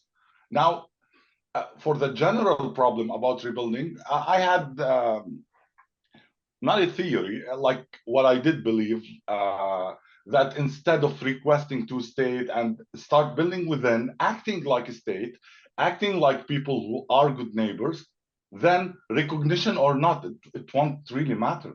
If you believe you're worthy, you're worthy. But until we get to that level where we can come up and say, hey, we don't need your recognition, that means we reach that level of stability that is working. But the problem, again, and I like to say this always, it's not Palestinian Israeli, it's not Lebanese Israeli, it's not Syrian Israeli. It's apart from each country who believe in one ideology, that is to destroy Israel. And this ideology right now is winning and is scaring the people. Like if you come up, if me or John were right now there speaking the same thing, we will be suppressed not to speak about this. So you're not hearing the voices. I am very good at diagnosing, at telling you all the layers of the problems, but doesn't mean I can come up with a solution on how to empower this faction over that faction to actually solve it. Because as I said, too many layers. That actually leads me to one of the good questions that somebody asked. I wonder what you guys think. I'll read it from their point of view. I've seen polls since October 7th that the majority of Palestinians in the West Bank and Gaza are very much in favor of Hamas still. I wonder if A, you believe it's accurate. B, if so, how do you propose we take steps to live peacefully with a majority of people who are not interested in peace and would rather death? And C, if the polls are not accurate and the majority are not in support of Hamas, then why in theory is there not sort of an attempted Palestinian spring to overthrow the leadership and create leadership that brings them peace? So one way of reading this is actually going to the polls. All the polls relied on the PCPSR poll, which is done during the war. First one was done in November. And if you read the poll, you have to read the pre-assumed questions. Like they presented a specific narrative. One, they asked them, did you see the videos of Hamas? They said no. Then they were asked, do you believe they could have done something like that? They said no. So add those two questions to them. Like I'm asking you, you didn't see the videos. I'm asking you, do you believe Hamas did that? And you would say no. Then you ask them, do you support Hamas? They will say yes. Again, doesn't mean there's no support for Hamas. There is. If there wasn't support, we wouldn't be in this situation in the first place. I'm just explaining the majority narrative is not correct. Cartels do not run by majority. Cartels run in three structures: the head of the cartel, the people working who are beneficiary of the cartel, like regular businessmen, merchants, traders, people who make money, who only can be actually active with the support of the political signatures, and they make money and they hire people. This hierarchy makes the regime, right? So they are in control. This way, the other people are oppressed. They can't make the money, they can't control the trade, and they can't control the political decision. Back to the poll, that was two things. Then another question was, would you select Hania or Abbas? And this is also from an angry Palestinian, would be a very difficult question, and maybe just throw it out. Because if you listen to the explanation, some chose Hania, some chose Abbas, and here's some explanation. Abbas only, not because they are really in belief of PA right now, only because Abbas is, because Hania did what he did. And the people who chose Hania, because they said, where was Abbas? He didn't save us. So it was a spiteful answers. It wasn't realistic answers. Again, if you do a real one, you'll find. I'm not denying that. I'm just saying those specific polls were under very specific circumstances that can be created. Say you're going, and because there was part of the, again, the sample was 116 people. The other part of it were done in West Bank. They didn't disclose where. Personally, I can yield you 100% of the results based on where I do it. Example, if I do it right now in Tulkarem camp or Jenin camp or Kalkilia camp, would be much different than if I do it in Ramallah or Nablus. See, so we don't have all the details, and they put really specific circumstances before every question. Like, who do you choose for president? Another one was their proposition was, is it Mustafa Barghouti or Hania? So there was never a choice, would you choose someone else? It was either or.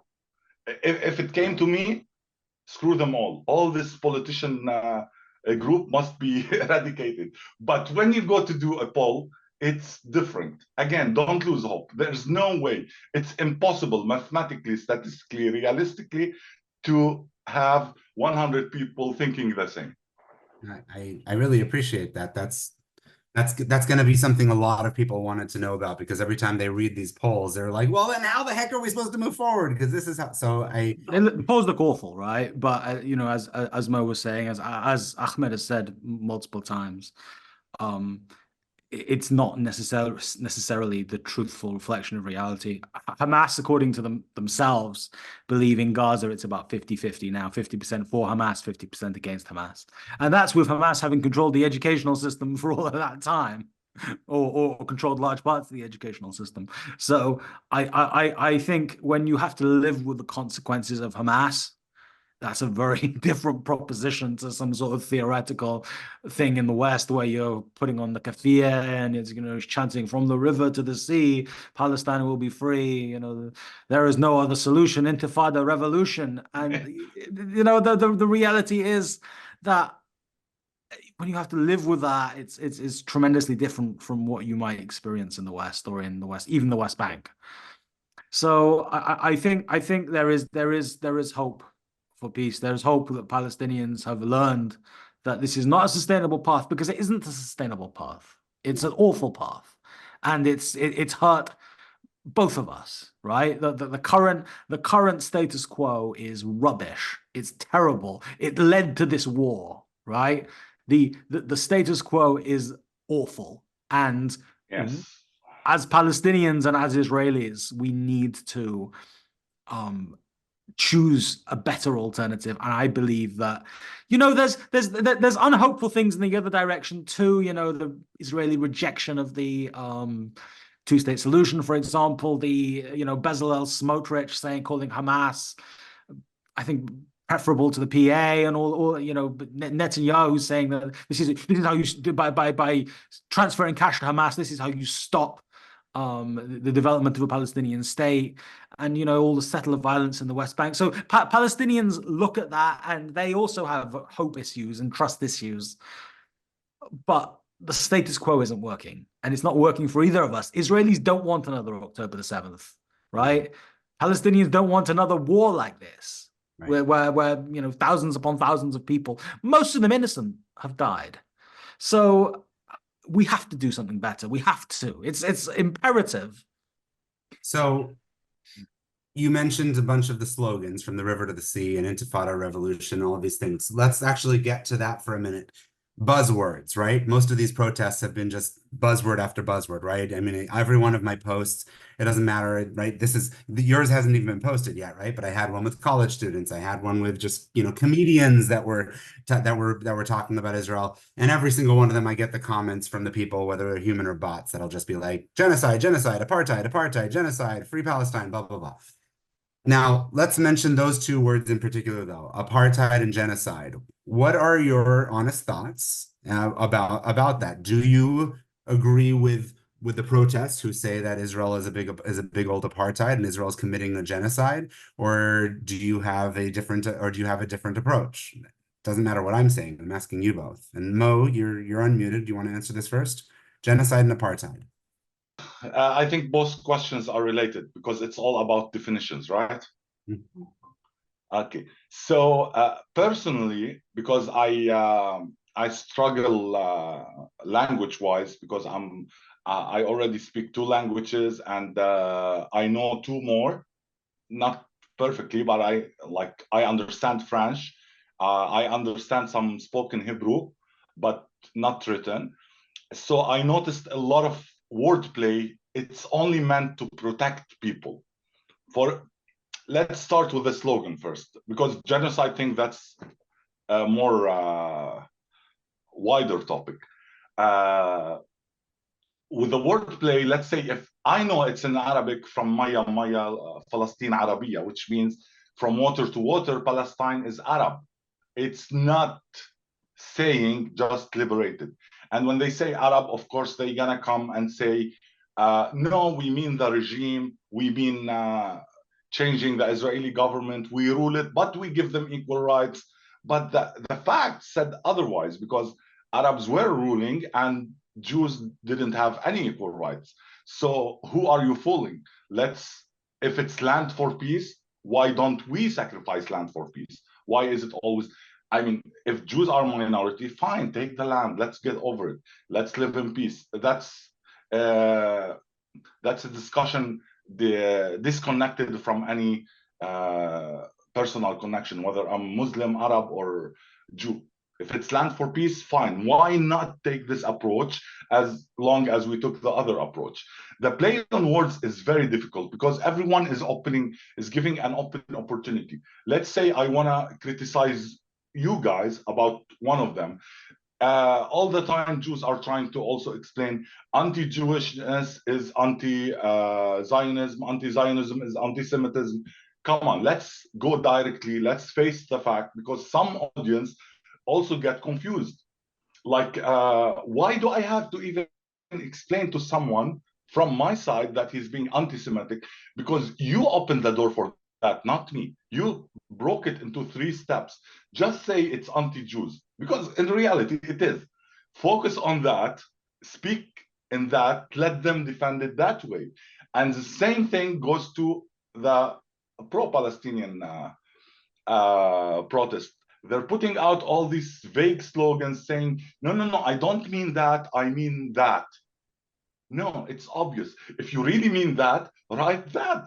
Write the other one. Why are we stepping? So to me, again, I say it, And I think my written or reading skills are much better than spoken ones, and I still get confused by words. Like you have your head has to analyze sometimes double negative, triple negative, or double positive, and then you have come on, I'm not speaking my own language. So imagine how many people like me, immigrants speaking another language, or so.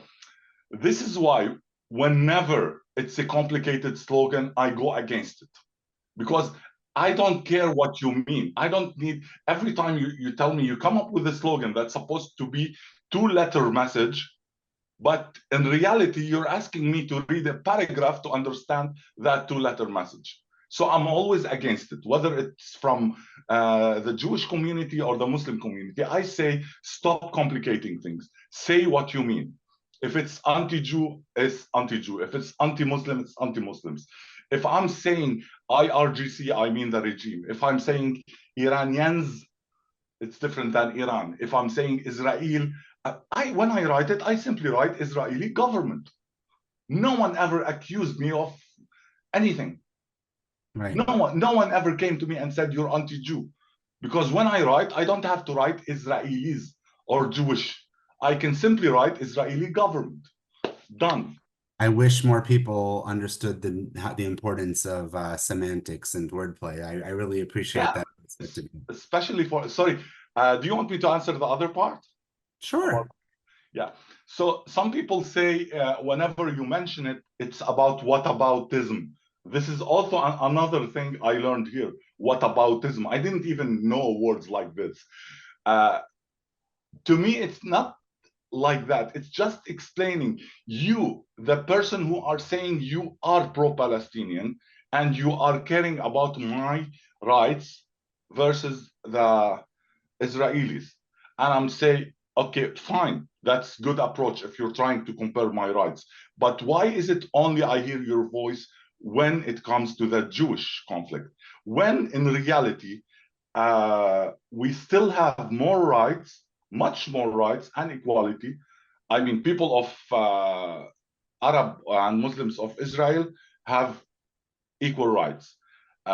Next to them have very good rights in West Bank. I'm not saying perfect rights. I'm saying better rights than all the refugees around them. That's literal apartheid, literal like you said, genocide. Okay, to me, as the word genocide by itself, it was invented in non-Arabic, so it didn't have equal verb or vocabulary in Arabic. So we usually say it like massacre or ethnic cleansing, something closer to that in Arabic. So again, I would ask, okay, so was that the case when 100,000 Palestinians disappeared in Yarmouk camp in Syria? Or is it only when it's Israel? So what I like to, when I describe stuff, when I avoid these words, it's because I don't want to do your fight right now, doing this vocabulary war. I don't care. I say, this is bad. This is bad. You want to describe it, go technical about genocide, apartheid. All I have to say is reality isn't just limited there. If you're really talking about rights, why not expand the rights? Why not talk about the other Palestinian rights? Otherwise, you're a hypocrite. Because you're talking, again, I'm not saying whataboutism, comparing it to Sudanese or Syrians themselves, because they also are suffering. But in this case, if I talk about them, this is whataboutism, right? But when I'm still in my topic, I'm just expanding. I'm just trying to see, where is your definition falling? Is it only when it comes when my opponent is Israeli, or is it actually for the benefit of a nation? So yeah, vocabulary war isn't my forte.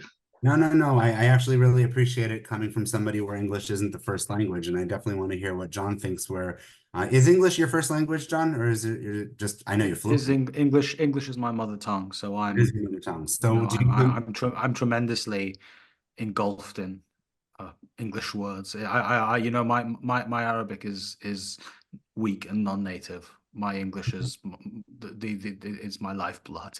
So can I get the perspective of the same answer from you now, since you're somebody where it's different than for Mo?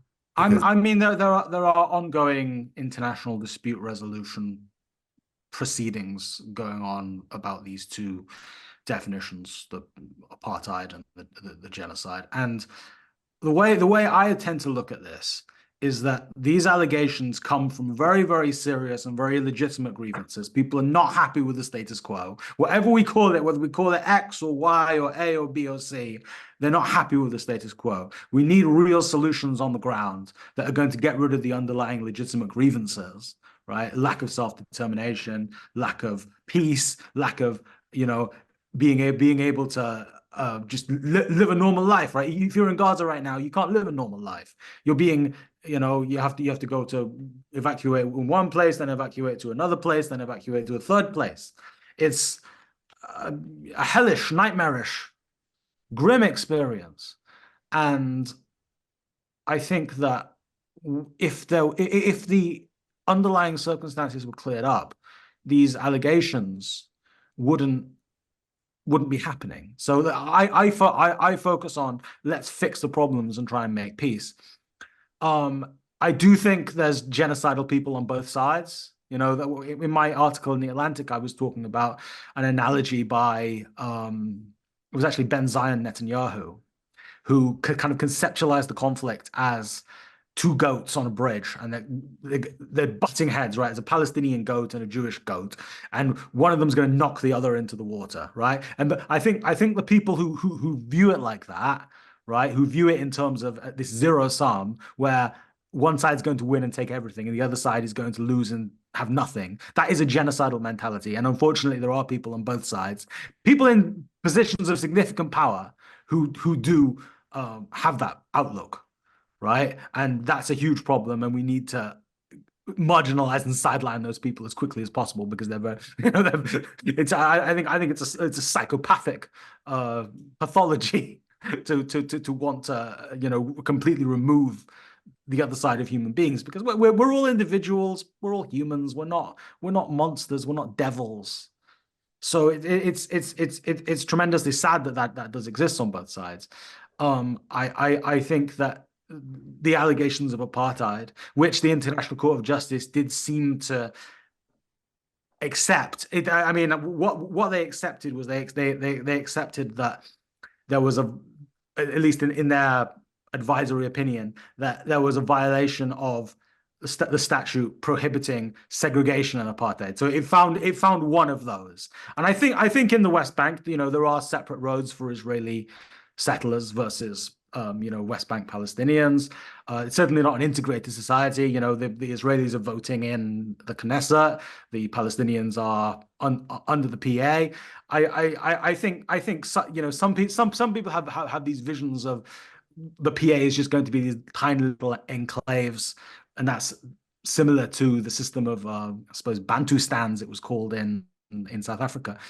But whatever words we use to describe it, the word that matters to me is coexistence and peace in the end. Because if we resolve the grievances in people's lives so you can live a normal life, then none of these accusations are going to be flying back and forth. And I think a lot of the time these accusations they become an extension of the conflict. Right, making accusations of extreme mistreatment is sort of a way that people can use to counterpunch, and I don't want to be counterpunching.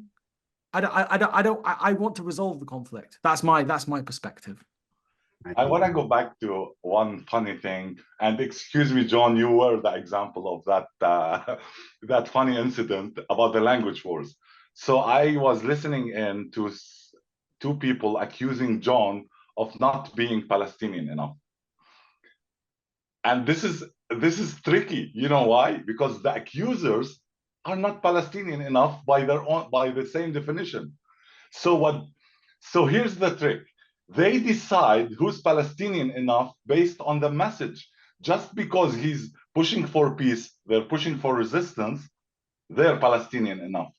So they used the narrative he's born outside as non-Palestinian, but in reality, it's just because they don't agree with his message. This is why I love John, because he's consistent in his message. He knows what he wants, and he has 1000% more rights to speak than those who, I mean, even if he wasn't 0% Palestinian and he's advocating for peace, why would that anger you? So in that case, I'm just saying, and this is something sometimes I get pissed off on his behalf, because he doesn't care, he doesn't answer it, he's calm, he goes on, he continues the message, and I'm like, tell them to shut up, to effing, like, you're hypocrites. So thank you for that, and I envy you for part of it. But on the other hand, if it was me, I would be like, oh, because I smell hypocrisy like on the spot. I can't stop. I will jump back in, like, on the same principle you're using, you're wrong. Right. I'm not gonna invent new principle. The same accusation you're using, you're wrong. You're a bot. You're anonymous. And you're talking to a man who's using his face, putting himself in front, and accusing him of not being Palestinian enough. Why? Because his message is good, versus he's not asking you to kill someone. I don't know. Analyze that.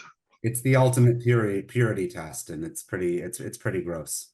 And it's pretty gross, and it's happening all the time. It's a no true Scotsman fallacy as well. No true Scotsman eats porridge that's cold. No true Scotsman wears this shade of a kilt, right? That's the term that they use for it in philosophy. And I hear this, the no true Palestinian fallacy, all the time. The idea that I'm less Palestinian because I advocate negotiations and handshakes and compassion for the other side, as opposed to advocating for eternal resistance. And you know, it's sad.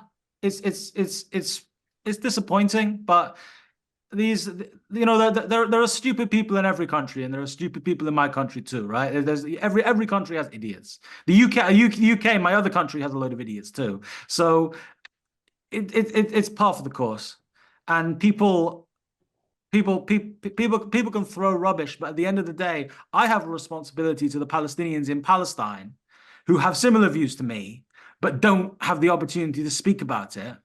Certainly not to an English audience. I have a responsibility to advocate for peace for my people, the Palestinian people, because they have a right to exist. They have a right to self-determination. They're human beings just like anyone else. And they don't deserve to be led by these idiots, Hamas, they're pyromaniacs. They will burn Palestine to the ground before they allow any Jewish self-determination. That's not what I stand for. I stand for my people, the Palestinian people. I need to ask you. I don't know if you noticed. I said it. John just said it. Hamza said it. Ahmed said it. And Yasmine said it. Each one of us, when they speak, they said, I don't represent the whole Palestinians. I represent a group, which is true, factual. However, the other side, who's not even Palestinian, who are a collection of Arabs and everything, they say this is what the Palestinians want. At least, even if you don't agree with our ideas, and tomorrow I might be in dispute with John, but we will at least go back and forth. And each one of us will say, here, I'm representing those 10 people, those 20 people. But the other side want to tell the world, no, don't listen to anyone, not even if there's 100 people who oppose us. We represent them. Okay, who are you? Not even Palestinian. Many of them are Pakistanis. Many of them are Saudi Arabians. Many of them are Western leftists. I can see a lot of the driven agendas, because I'm tracing a lot of it. There's a lot of Egyptian, a lot of Lebanese, a lot of Syrians. Syrians are, again, also same situation, half with regime, half with liberation. So there, again, there's no one word for it. I can never say all Palestinian, like I can never say all Lebanese or all Iranian, or this is something we cannot it's difficult when we use words, because I would say by mistake, I would just say the Iranians. I mean the regime. It's hard. But in reality, not a single country in the Middle East have one unified direction. Instead, we have to start describing it. There's two schools of thought. What they call a resistance, what they call modern. So that's the problem. We cannot sum it. At the same time, they try to sum us, like you're all like X or Y, which is untrue. It's unrealistic. You're all individuals, and that's important to note. And I was hoping to get some diversity. I didn't expect any of you to be just parroting each other, but obviously a lot of things you do have in common. I had a lot of people saying to me, "Oh, what about this person or that person to also have on there?" And I would be very careful. There's plenty of good people out there that I'd love to have talks with in the future, Asra Nomani and all sorts of different ones. But at the same time, I was like, this is not about having a Pakistani Muslim or a Syrian Muslim. This is about somebody who at least self-identifies as Palestinian. There's no purity test. I wasn't going to say what percentage, is it which father. If you identify as Palestinian, I don't care what your haters say about you. That's all I needed. You guys all identified as Palestinian. That's all. That was good enough for me. Other people who asked to join didn't. I said, thank you very much. Maybe we'll have another panel sometime where we can talk about things. Because I think it's important for at least people who aren't the angry trolls that are watching. My hope is that, like with everything else, that the silent majority, not the assholes who are yelling online at all of us, myself included, my hope is that the silent majority wants to learn and wants to critically think and wants to hear what you all and I have to say.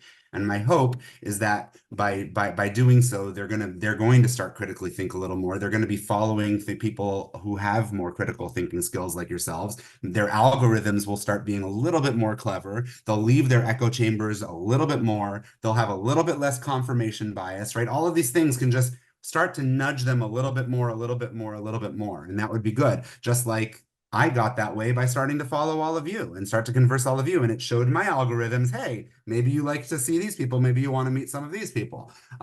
So it was important to me to find a select group of people who identify as Palestinians so that the silent majority would accept and recognize it and not have rejectionism. At the same time, I wasn't going to, not that I had the opportunity, but I wasn't going to have, the Son of Hamas come on because he needs his own, Jerry Springer show. He's good at yelling and screaming, and he's very entertaining. He's great television, but I don't think I could possibly have a rational roundtable with him.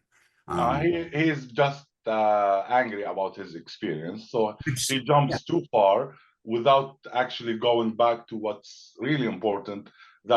So he says it when he speaks, like, oh, not all Palestinians, sometimes they say it, and sometimes he goes, Palestinians are. Okay, you're not helping, so what's your solution?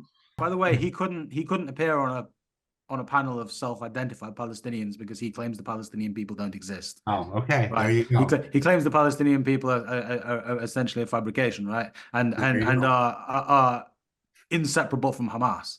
Yeah. So I look, that guy is he's traumatized. He has a right to his opinions, of course.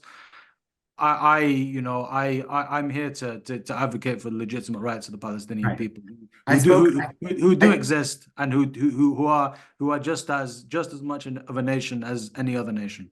Yeah, I spoke to Ahmed about him, and it made Ahmed it feels sad to Ahmed about Son of Hamas because he says there's so much added value he could be bringing to the table. He has so much intelligence and things he can do, and his background is such a unique story that, like, he should have his voice elevated. I just wish he could sort of have some therapy first and just realize that, like, come to a little bit more at peace. I hope Ahmed for Israel, who is another guy who has already been mentioned, he also is a former member of Hamas, and I think he is still, he identifies as a Palestinian. He supports the Palestinian people. So I think that there are other people. I think it's tragic. I think Mossab Hassan Yosef has the right to his opinions, right? He can believe whatever the hell he likes, but at the end of the day, he's not advocating for the Palestinian people. Right. And by the way, I did invite Ahmed for Israel. I've had the pleasure of getting to know him personally. in visits to Los Angeles, I've gotten to know him and embrace him and even have him speak at synagogue. But unfortunately, it was very, very hard to get him to speak because there had to be no cameras. He's scared for his life and safety at all times. So Yeah. it is what it is. But I have no regrets because I've actually really appreciated all of you being on here. Very, very much. And I want to elevate your voices. Go ahead, Mo. Go ahead. Well, it's one last topic you mentioned before, and it's my bread and butter, and I wanted to speak about it, the right of return. So my approach to this, I know for a fact how many people don't care about that. They just want to leave and be given a choice. And I'll start from here. When I tried to echo these voices, I was accused of displacing or encouraging ethnic cleansing of Palestinians. However, I don't care because the same people raise funds and campaigns to evacuate people. So you can't accuse me of, I'm the one who's never asking to do that by force. All I'm saying is give them a choice. But to be realistic about the choice, and this is from a personal experience, 16, 17 years ago, I'm going to say in the last 2 decades, we did two, census of Palestinians in refugee camps. So the UNRWA, and I'm not going to dive too much in it, they benefit from exaggerating the pound. The more you have, the more they get paid. So it's in their favor. Myself, all my family, all my uncles, my cousins, everyone immigrated, but we're still registered in UNRWA. So we're added to that count. However, USAID did one census, they got up to 30% of the UNRWA count, which was maybe 230,000 people versus 740 for UNRWA. So my approach to the problem, step one, which should cost a fraction of the things they pay, send someone to do actual census. You're gonna get the numbers down. Step two, offer a choice. People sometimes need a choice. They will surprise you. Not everyone. The people I ask, they don't care about going back to Palestine because simply their connection, their reality they didn't have birth in Palestine. They lived outside. They have connection to different land. Now that same land doesn't want them, but still they would say, I would take an immigration opportunity rather than staying a refugee. So those portion of people also didn't get a chance. My theory, I'm really oversimplifying for the sake of the podcast, but I'm trying to get to the point. My theory is when you get to the real numbers, after giving people the choice, you're going to end up, instead of discussing 2 million Arab Palestinians, refugees, fighting for right of return, you're going to end up with maybe 200,000, which is a small settlement. Maybe, just maybe, Israel would even take them back to the original, maybe just a settlement in the West Bank. Either way, when you're talking about building 2 complexes, 3, a town, it's way different than taking over the population. So when you exaggerate the problem, you're not going to get to a solution. Maybe just go back, count the problem. Let's be realistic in counting the problem, because I have proof it's exaggerated. And even the Israelis right now are talking about the UN and the exaggeration. So who's gonna go? And this can't be me, because I can hire people, I can show you the path, but I'm not official. I can't do the count. I can't afford to do the count. So some small organization have to go compare the records. Should be a month or 2 month work. It should, at least when I present you the problem, you say, oh, maybe this is solvable, because the other one isn't. The imaginary problem, 2 million people, that's not something we can solve. I think it's a great idea, and I hope it's attainable to be able to get a proper census for this. And I agree with you that, people like to exaggerate things because it will fit their own various means, right? It's good for UNRWA to have more people. It's good for them to keep people as refugees forever instead of what it should be, which is getting them to not be refugees anymore, and so on and so forth. It's I am all about what I think everybody, I think it's safe to speak for Yasmine and Hamza and Ahmed. I think all of us are on the same page that we are all believers that the truth is ultimately what's important, even when it hurts, even if it doesn't hurt my own cause, right? I am a big Zionist, right? I'm a big believer in the COVID vaccine, but when something is not looking good for the COVID vaccine, when Israel reports something incorrectly, whether it's the IDF or the government, I don't like the people who are the COVID advocates, and I'm deliberately using two very different things to show that it doesn't matter what the topic is, right? And I don't like the people who are big Zionists like myself, but who decide, I can't, don't let the news hear about that. That doesn't make us sound good. You know, don't only report it when it makes good for our favor. I think that's disingenuous. I think that's intellectually dishonest. And I think it makes you weaker because you're literally only going to report things when you're creating confirmation bias. Isn't there enough confirmation bias already out there because of the assholes of the world and the bots? This is steel manning versus straw manning, right? Straw manning is you present your opponent's arguments as weakly as possible so that you can tear them down. Steel manning is so you look for the strongest version of your opponent's arguments, right? And it's another term people use in philosophy, but I think you know it absolutely applies here, right? I don't want a Palestinian state based on lies. I don't want a Palestinian state based on distortions. I don't want liberation based on trickery or falsehoods. I want a Palestinian state based on truth and facts and reality. And because that is going to be a more sustainable state than a state that's fudged together or you know, it achieves its statehood through a false argument, right? So I think we have to deal with reality. Otherwise, what are we dealing with? And I imagine, Boaz, that you feel the same way about Zionism. You want Zionism to be based upon facts and truth and reality, and not based upon, you know, distortions and fudgings and nonsense, right?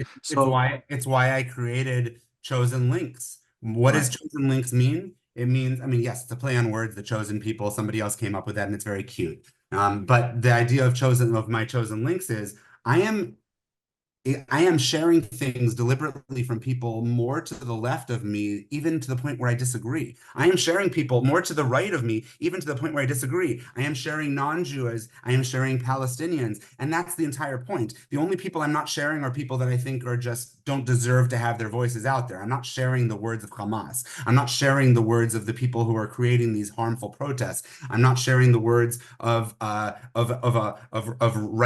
people so far to the right in Judaism that they say Palestinians aren't humans, right? I'm not sharing those types of voices because I don't believe they deserve to be elevated. But I see added value, and I always have, I hate echo chambers. If I could put a subtitle to Chosen Links, it would be the fucking end and abolishment of echo chambers, because that's the way we move forward in this world, is we talk to each other and we dialogue with each other and we embrace our friends, but we also embrace people that aren't our friends. And you guys are both invited to my house. I will give you my address when you come to town, and you will have Shabbat dinner with my family. And I mean that.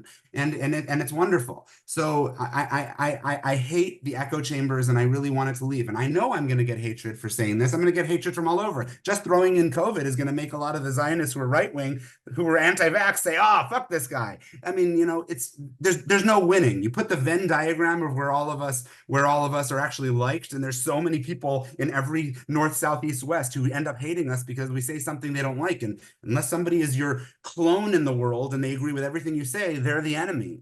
There's no winning with so many people. It's a zero-sum game. How do you guys feel about the BDS movement? I'd like you to give a statement. Are you guys in favor of the BDS movement? I certainly am not, but I'm not the one asking myself the question. How do you feel about it? They have the right to boycott, I think. I think everyone has the right to boycott in a free society. I think my position is more based upon trying to find common ground and trying to find things where we can mutually help each other rather than mutually undermine each other. But there is a perspective in Palestinian society that the way to achieve our self-determination is through gaining leverage over Israel and through you know, putting them into a corner. I don't think that that has worked with the BDS movement. I don't think that it's actually led to a positive outcome. In the Palestinian case, of course, people on the Palestinian side who were pro BDS would counter that by saying, well, we haven't tried hard enough. But I think that just the reality on the ground is different to South Africa. And I think that certainly for my activism, what other people do, I can't decide what other people do. But for my activism, I'm trying to build bridges, and I'm trying to build relationships, and I'm trying to work towards having compassion for each other. So it's more of a positive sum approach than a negative sum approach. And I would see BDS as a negative sum approach to trying to solve the problem of how the Palestinians get self-determination. Yeah, and I want to hear what Mo has to say. My issue with it, I was just going to point out, I wouldn't mind if people were boycotting whoever they wanted, as long as they were consistently also pointing out the exact places that are doing the same. If you want to boycott Israel, also boycott, Iran, also boycott Russia, boycott other places that you see doing similar things. My issue is when Israel is the only one that you can find fault in, then you're being disingenuous. Yeah, I was gonna say the two things. One, yes, ironically, this is the right for everyone to boycott or not boycott. That's a personal freedom. On the other hand, what's your end game? Like, if we all participated in that boycott, what's your end game? To destroy Israel? That's not my end game. So here we disagree. Another thing is, do they know how many people are actually affected by that? So I'm going to give a very realistic example. These people who go to boycotts, and I once wrote a simple calculation about it. I don't remember the numbers. But if realistically, if Pepsi Cola is giving money to Israel, just saying, throwing an example, I don't know if it's true or not, and we want to boycott Pepsi. Pepsi generally, if you sell for $1, the franchise only buys the liquid for 5% of that. So 5% of that $1 goes to the company. 5% of those 5% goes to contribution to other bigger movements, right? So we're talking 0.25. That amount of contribution, I have to boycott billions of. So I'm cutting off billions of local. I think I got to a number of around 7 billion of income to boycott 200 million or something for Israel. So I'm cutting economy, my own economy, for 7 billion to hurt you for 200 million. That's counterproductive. Even if I'm supporting them, it's idiotic. Another thing they don't talk about, do they know about the internal actual bad trades that's happening between Israel and the neighboring countries? Gun trade, like I can buy an Israeli weapon outside. Why don't you boycott this? Weapons kill people, and literally the $1,000 you buy a gun for literally goes to Israel. If I bought guns, if I boycott buying guns, the Uzis and stuff, I will make much more effect in two sides. I will save people from dying with those guns, and I will hurt you without actually feeling bad about it. I'm boycotting guns. That's a good thing. So if I would want to boycott, I might do stuff like this instead of boycotting. I might boycott the smuggling and illegal trade of weapons. Number one. Two, drugs, because they still exist. We can't say it doesn't. So stuff like that. Let's boycott this stuff. Why boycott economy when it hurts me more than it hates my enemy? That's interesting. And you're speaking my love language as somebody who grew up and has always been very pro-gun control. So I'm speaking my love language of just like, yep, less guns, please. Okay. I actually have two questions from somebody that I've befriended recently, and I'm looking forward to meeting. His name is Dan Khan. He's part of Mala. I don't know if you know Mala, the Muslim American Leadership Alliance. So they really are very much in line. Like, if I have another panel where it doesn't have to be Palestinians, I certainly am going to want to have him on with people like Astra and so on, all about coexistence. And I asked him half an hour before this if he had any questions he wanted me to ask you guys directly. And so this is what Dan asked. He asked, What does acceptance of the LGBTQ community look like in Palestine? And are gay groups who support Hamas ignorant to values that are actually being held in Palestine? That was one question. I think this just dovetails quite well into what happened at the Congress yesterday with Netanyahu making his joke about, gays for Gaza is like chickens for KFC. I think that I'm a supporter very much of liberal values and of LGBTQ rights, 100%. But I think Palestinian society is a spectrum. I think that there are large parts of the Palestinian spectrum who are deeply hostile to LGBTQ rights. On the other hand, Palestinians will get angry at me if I don't mention the fact that sometimes there have been cases where Palestinians who are gay have been blackmailed by Israel over whether that information is released to the Palestinian society, and I think that is tremendously unfair as well. So I think that I think we should be consistent, and we should be pro LGBTQ as much as possible. But when you have gay groups or gay LGBTQ individuals who are advocating for the rights of Palestinians, that's good. Of course, I'm a Palestinian. I want Palestinians to have equal rights. Of course I do. That's wonderful.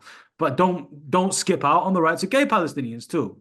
So everyone deserves some criticism. Hamas deserves criticism for the way they treat LGBTQ people, right? Sometimes Israel deserves criticism for that as well. So, but try to be intellectually consistent. Don't just hate one group. Don't just hate one group, and don't just blame everything on one group. Try to be intellectually consistent if you want to advocate for the rights of human beings. I'll add a funny note. LGBTQ have equal rights in Palestine as in all Arab countries. Ah, good little caveat. I mean, this is the reality. Well, to be fair, let's say it like this. Gay people can be gay in all this region as long as they're not boasting or bragging. Just do it in secret so no one comes at you. And like he said, in case you get into a problem or something, they know that. It's not like no one can hide it forever, but they always know this person is gay. We always know this person is gay. But if he got in a political problem and activism and anything, yes, then that's going to be used against him as to exaggerate and blow it out of proportion. Trans right, forget that. I mean, you can hardly get enough with gay rights, not rights, existence. So it's a little bit of a don't ask, don't tell society, is what you're saying. Yeah, don't ask, don't tell, keep it to yourself, push it down. Like, yeah, when you find another gay person, also don't be public about it. Like, if two gay people are a couple, they're not gonna be coupling publicly. But then the added thing that you mentioned, and by the way, you've become blurry in the last few minutes. I don't know if you're able to, but you're very blurry. We can see the plant behind you, but not you as well. That's a wallpaper. I'm using my understood. Not even in my room. But okay, yeah, but it's understanding. So it's don't ask, don't tell, don't be big and loud about it, but also be aware that if you ever are not in line with what the government wants, it's also going to potentially be used. Stay out of trouble. Like, really stay out of trouble. Yeah, that's interesting. His other question that he had for you guys, the same man from Mala, how has anti-Semitism and pro-Hamas rhetoric, which is very much in line of what we talked about this chat with rhetoric, with language, how has it been so successful online? I think to some extent there is a problem with polarization and extremism and social media site algorithms promoting the most extreme rhetoric because there's a kind of shock value to it.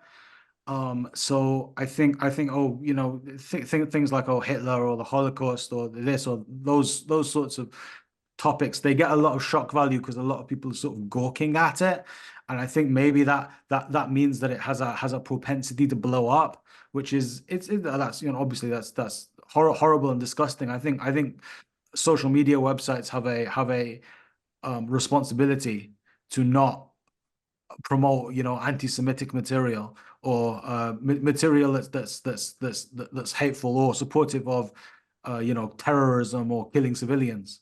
So I think that's very important. Unfortunately, I do think at the same time that anti-Semitism is a very old and very vicious form of racism, and it has this mutative quality where it changes to fit the circumstances. The world is very different to the world in the 1930s, and yet people have still managed to find reasons to blame things on the Jews, and that is it's rather puzzling in a sense, because I think that people sometimes they like to think about who to blame rather than what to do to fix their problems. And everyone has problems. Every country has problems. There are problems in the USA. There are problems in the UK. There's problems in the state of California, in where you live, Boaz, in LA. But if people in LA, they see the homeless encampment at the side of the road on Skid Row, and they turn that into a psychotic sort of anti-Jewish conspiracy, blaming Jewish people or blaming the state of Israel for the fact that there are homeless people in LA. It's almost like a form of psychosis, and it's a psychosis that's kind of transmutated, and it's kind of spread virally throughout the ages, because at the end of the day, there are a set of people, individuals, who prefer to have a scapegoat to blame, as opposed to asking the important question: how do we fix our problems? And I think for Palestinians, because of the nature of the conflict that they've gotten into with Zionism, it's been very easy for them to blame the Jews, because the Jews are over there on the other side. They're the neighbors, and there have been all of these wars, and now there's a military occupation. And so for Palestinians, maybe it's been an easy excuse, an easy scapegoat. But it's kind of amazing how so many people around the world have bought into these really intellectually lazy and nonsensical explanations that don't really explain anything. And I think it's a puzzling thing that is going to require more generations of scholarship to answer, because the anti-Semitism that led to the Holocaust, after World War II, you had various scholars looking back and saying, how did this happen, and why did it happen? And it happened in Germany, and what led to these mutations in German society that concentrated anti-Semitism in this really violent way.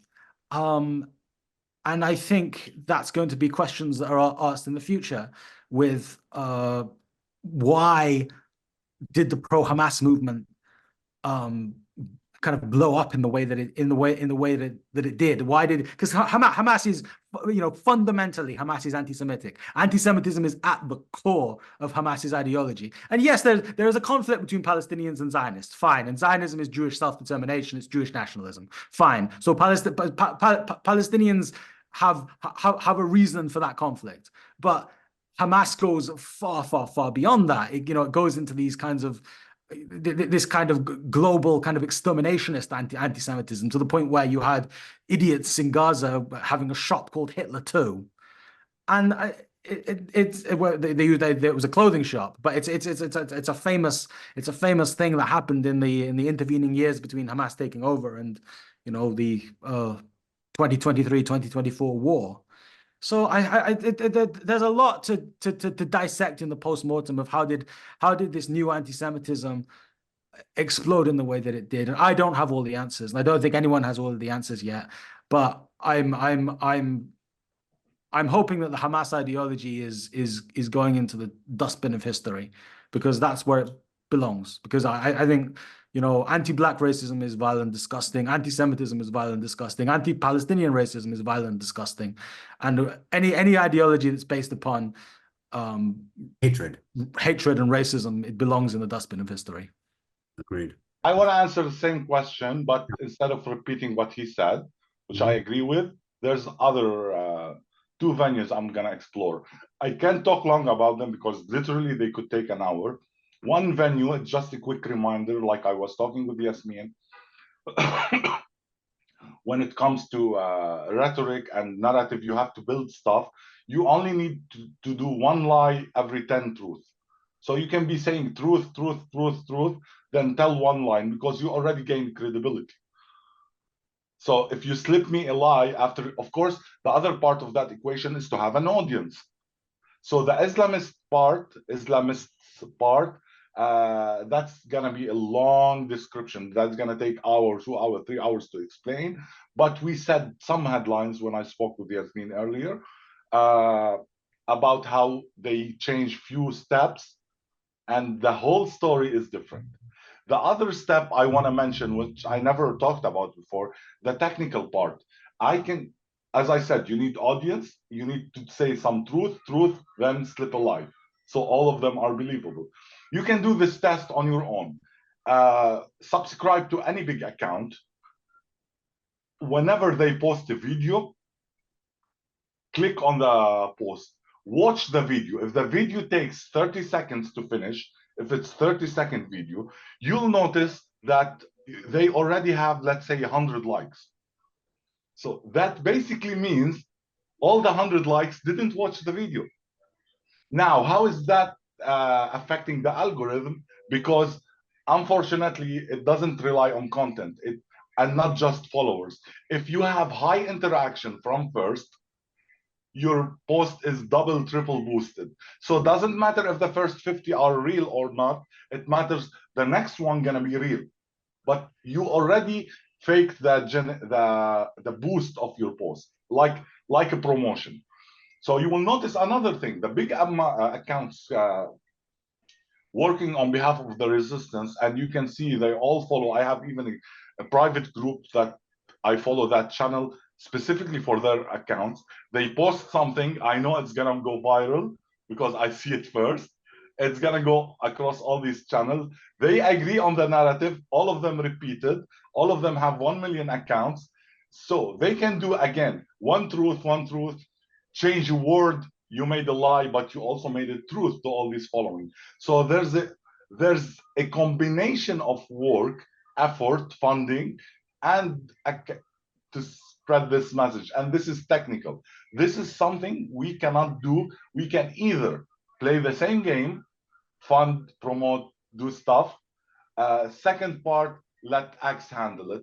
Unfortunately, right now, not a single media has a straight, workable, legit algorithm. Because again, engagement to them means money. And remember, these people paying to boost is actually making money for X. So why would they want to stop people from paying them to promote something that actually makes more debates, more engagement, more money, more views?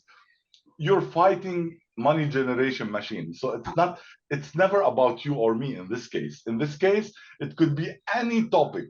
Stupid, controversial line could earn much more views than a really written long post article. Yeah, no, I agree. For ages, my content has until these episodes started, my content was my very, very long articles. I mean, John, whenever I'd share you probably were exhausted trying to find where I was writing about you, because I mean, I'm writing about 10,000 words each time. And that should be rewarded by being seen the most, because I'm obviously putting so much information in there that you're getting every side. But in reality, the person who takes the video of a horrible bombing in Syria from 2015 and puts a new caption on and says, "Look what's happening in Israel," that's gonna get all the views. It's fucking tragic, but it's the reality of it. That's right. I think you guys are gonna love one of my many episodes that I have coming up. I'm almost done staffing for, and what is it? Topic? Fact checkers. That's literally my topic. I am getting fact checkers, and I'm getting somebody from the head of honest reporting. I'm having one of the main people in NGO Monitor. Get Tal Hagin if you didn't. Who did you say? Tal Hagin. I tried him. Maybe you can convince him to join. I asked him, sent him a text because he already politely declined me, but I asked him to join because I wanted Tal, because Tal said to me, I will Right. also criticize Israel. And I said, great, so will I. I love Israel, Yeah. and I love America. I will criticize Israel and America. I tell people all the time, do you love your family? Do you never criticize your I family? sometimes fact check stuff. After Yeah. I'm done, I find Tal already fixed it. I'm like, oh, I wasted time. I could have just copied him. Yes. I literally, like, you're supposed to also criticize those you love. It doesn't mean you're throwing them under the bus. It just means I love you enough that I want to make sure you're pointing out that you made a mistake. I'm not trying to make you look terrible. You just made an error. Sorry. We have enough misery to lie. We don't need Exactly. So I'm glad you came up with that. And if you know Tal, I welcome you publicly to message him. He already politely said no to me. I have already also asked Cheyenne from the BBC. Cheyenne's fucking awesome. He's always Sarzari Zadeh, and he will point out mistruths on both sides. And he's getting permission from the BBC. He's trying to get permission from the BBC to allow him to. I think he's the best part of the BBC, which is a very flawed organization. So I think you'll love that topic of mine is literally just trying to get people. And I have an expert in AI, because you can't talk about fact checking now without talking about the elephant in the room, which is AI. So I have her. She's not an expert in Israel. She's an expert in AI, and I want to talk about that. So it's all about telling truth. So like I said, I was assuming you guys would like that topic. Mo was saying something very interesting about this pattern that we see of fact, lie, fact, and I call it the shit sandwich. You've got two pieces of bread that are true, and then you've got a piece of shit in the middle, and it's a deceptive technique that has been used again and again and again and again and again. And going back to the 1930s and the war that engulfed the world then, it would very often, that was the nature of the propaganda then, was they would say something true, and then they would come up with some absurd lie, and then they would close with something true. And I think it's an incredibly dangerous technique. And I think if you want to be on the side of truth and on the side of facts and on the side of reality, you have to combat these people. Because it's not good, and I'm not happy with it. It's very disappointing to see these propaganda techniques succeeding. Yes, I fully agree with everything you guys are saying about that. And yeah, the shit sandwich is a good way to the terminology here. Something that Mo doesn't have to be first language American to totally get that term. I just call it American language. I'm going to ask one last question from my friend Zach, who's very nuanced as well. I always appreciate talking to people who are nuanced, in case you couldn't tell. What's the most effective way to educate American, really Western liberals who want to defend Palestinian civilians, but can't seem to do so without automatically slandering Israel? How do we reach those who literally just everything is binary towards them? They don't seem to have their own ability to just see things the way we do. Do you have any techniques, anything you can advise to get through to these people where everything is like that?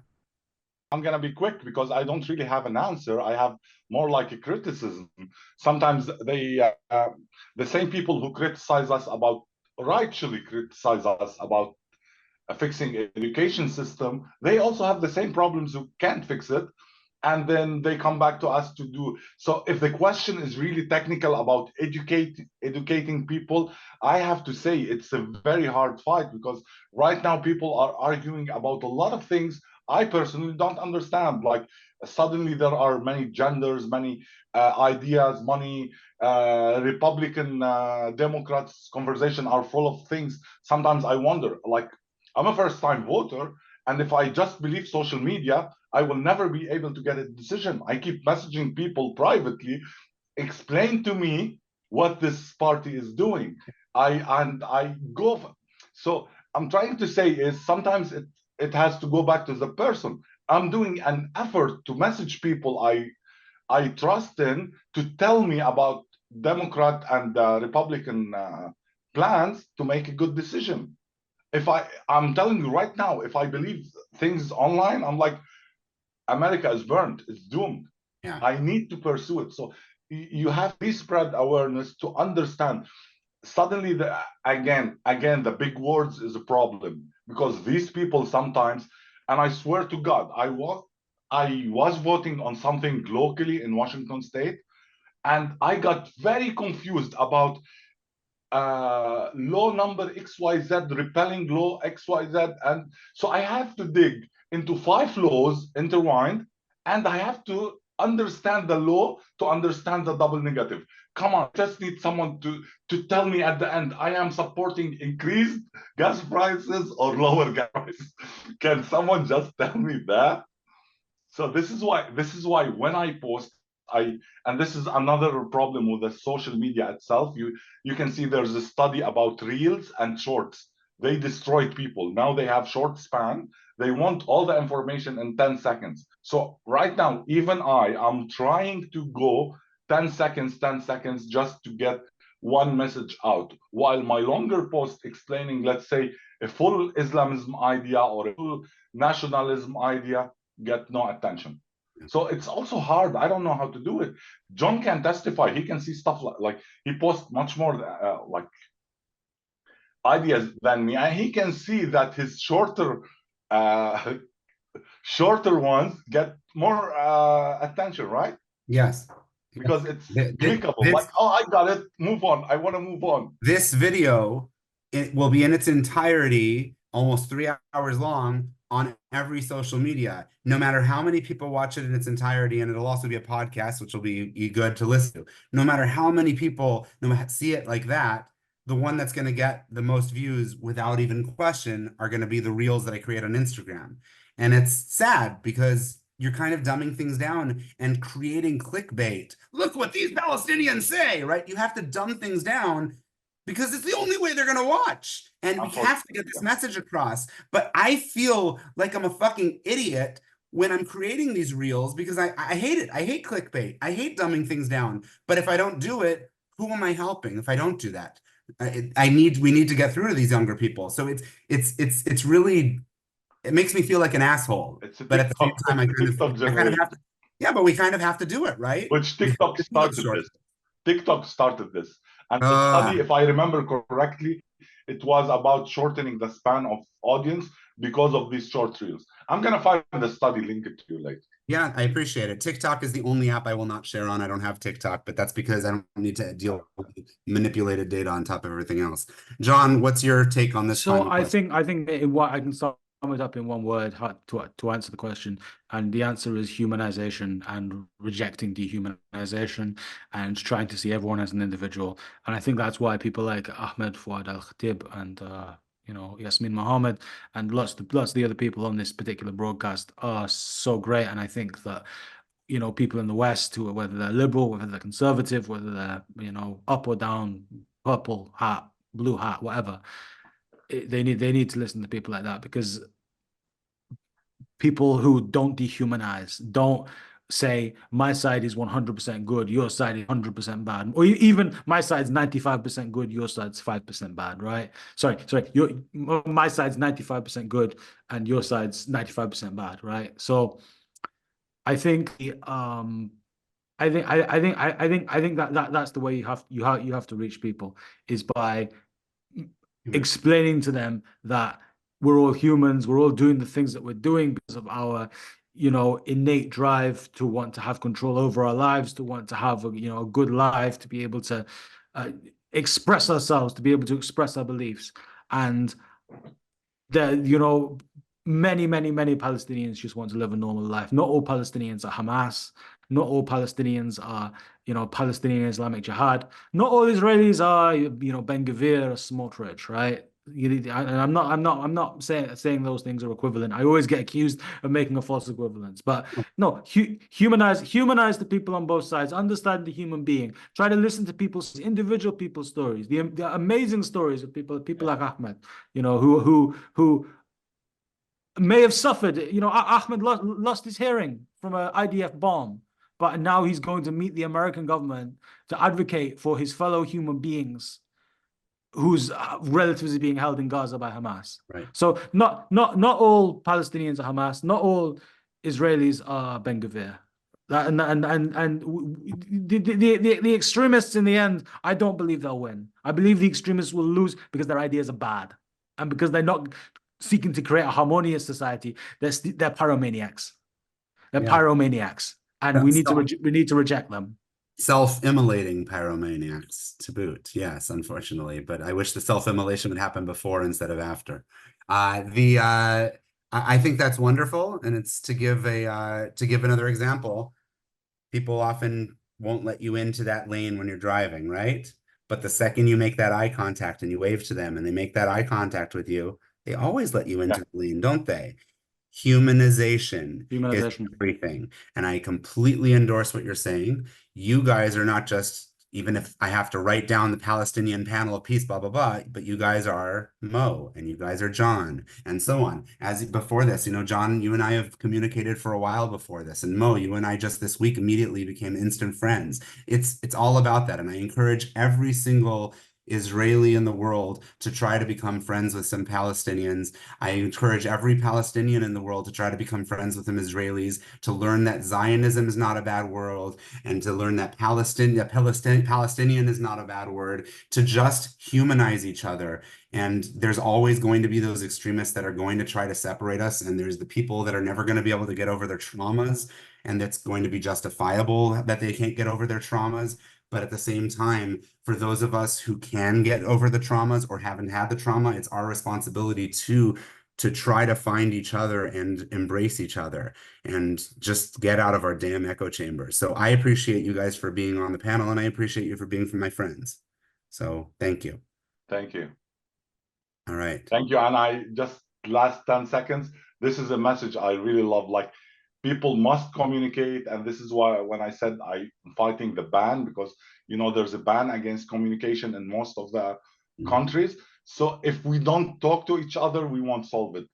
John said it, you said it, I'm just repeating in a different way. So drive the point home. Absolutely, drive the point home. And honestly, to all of you, peace, salam alaikum, shalom aleichem.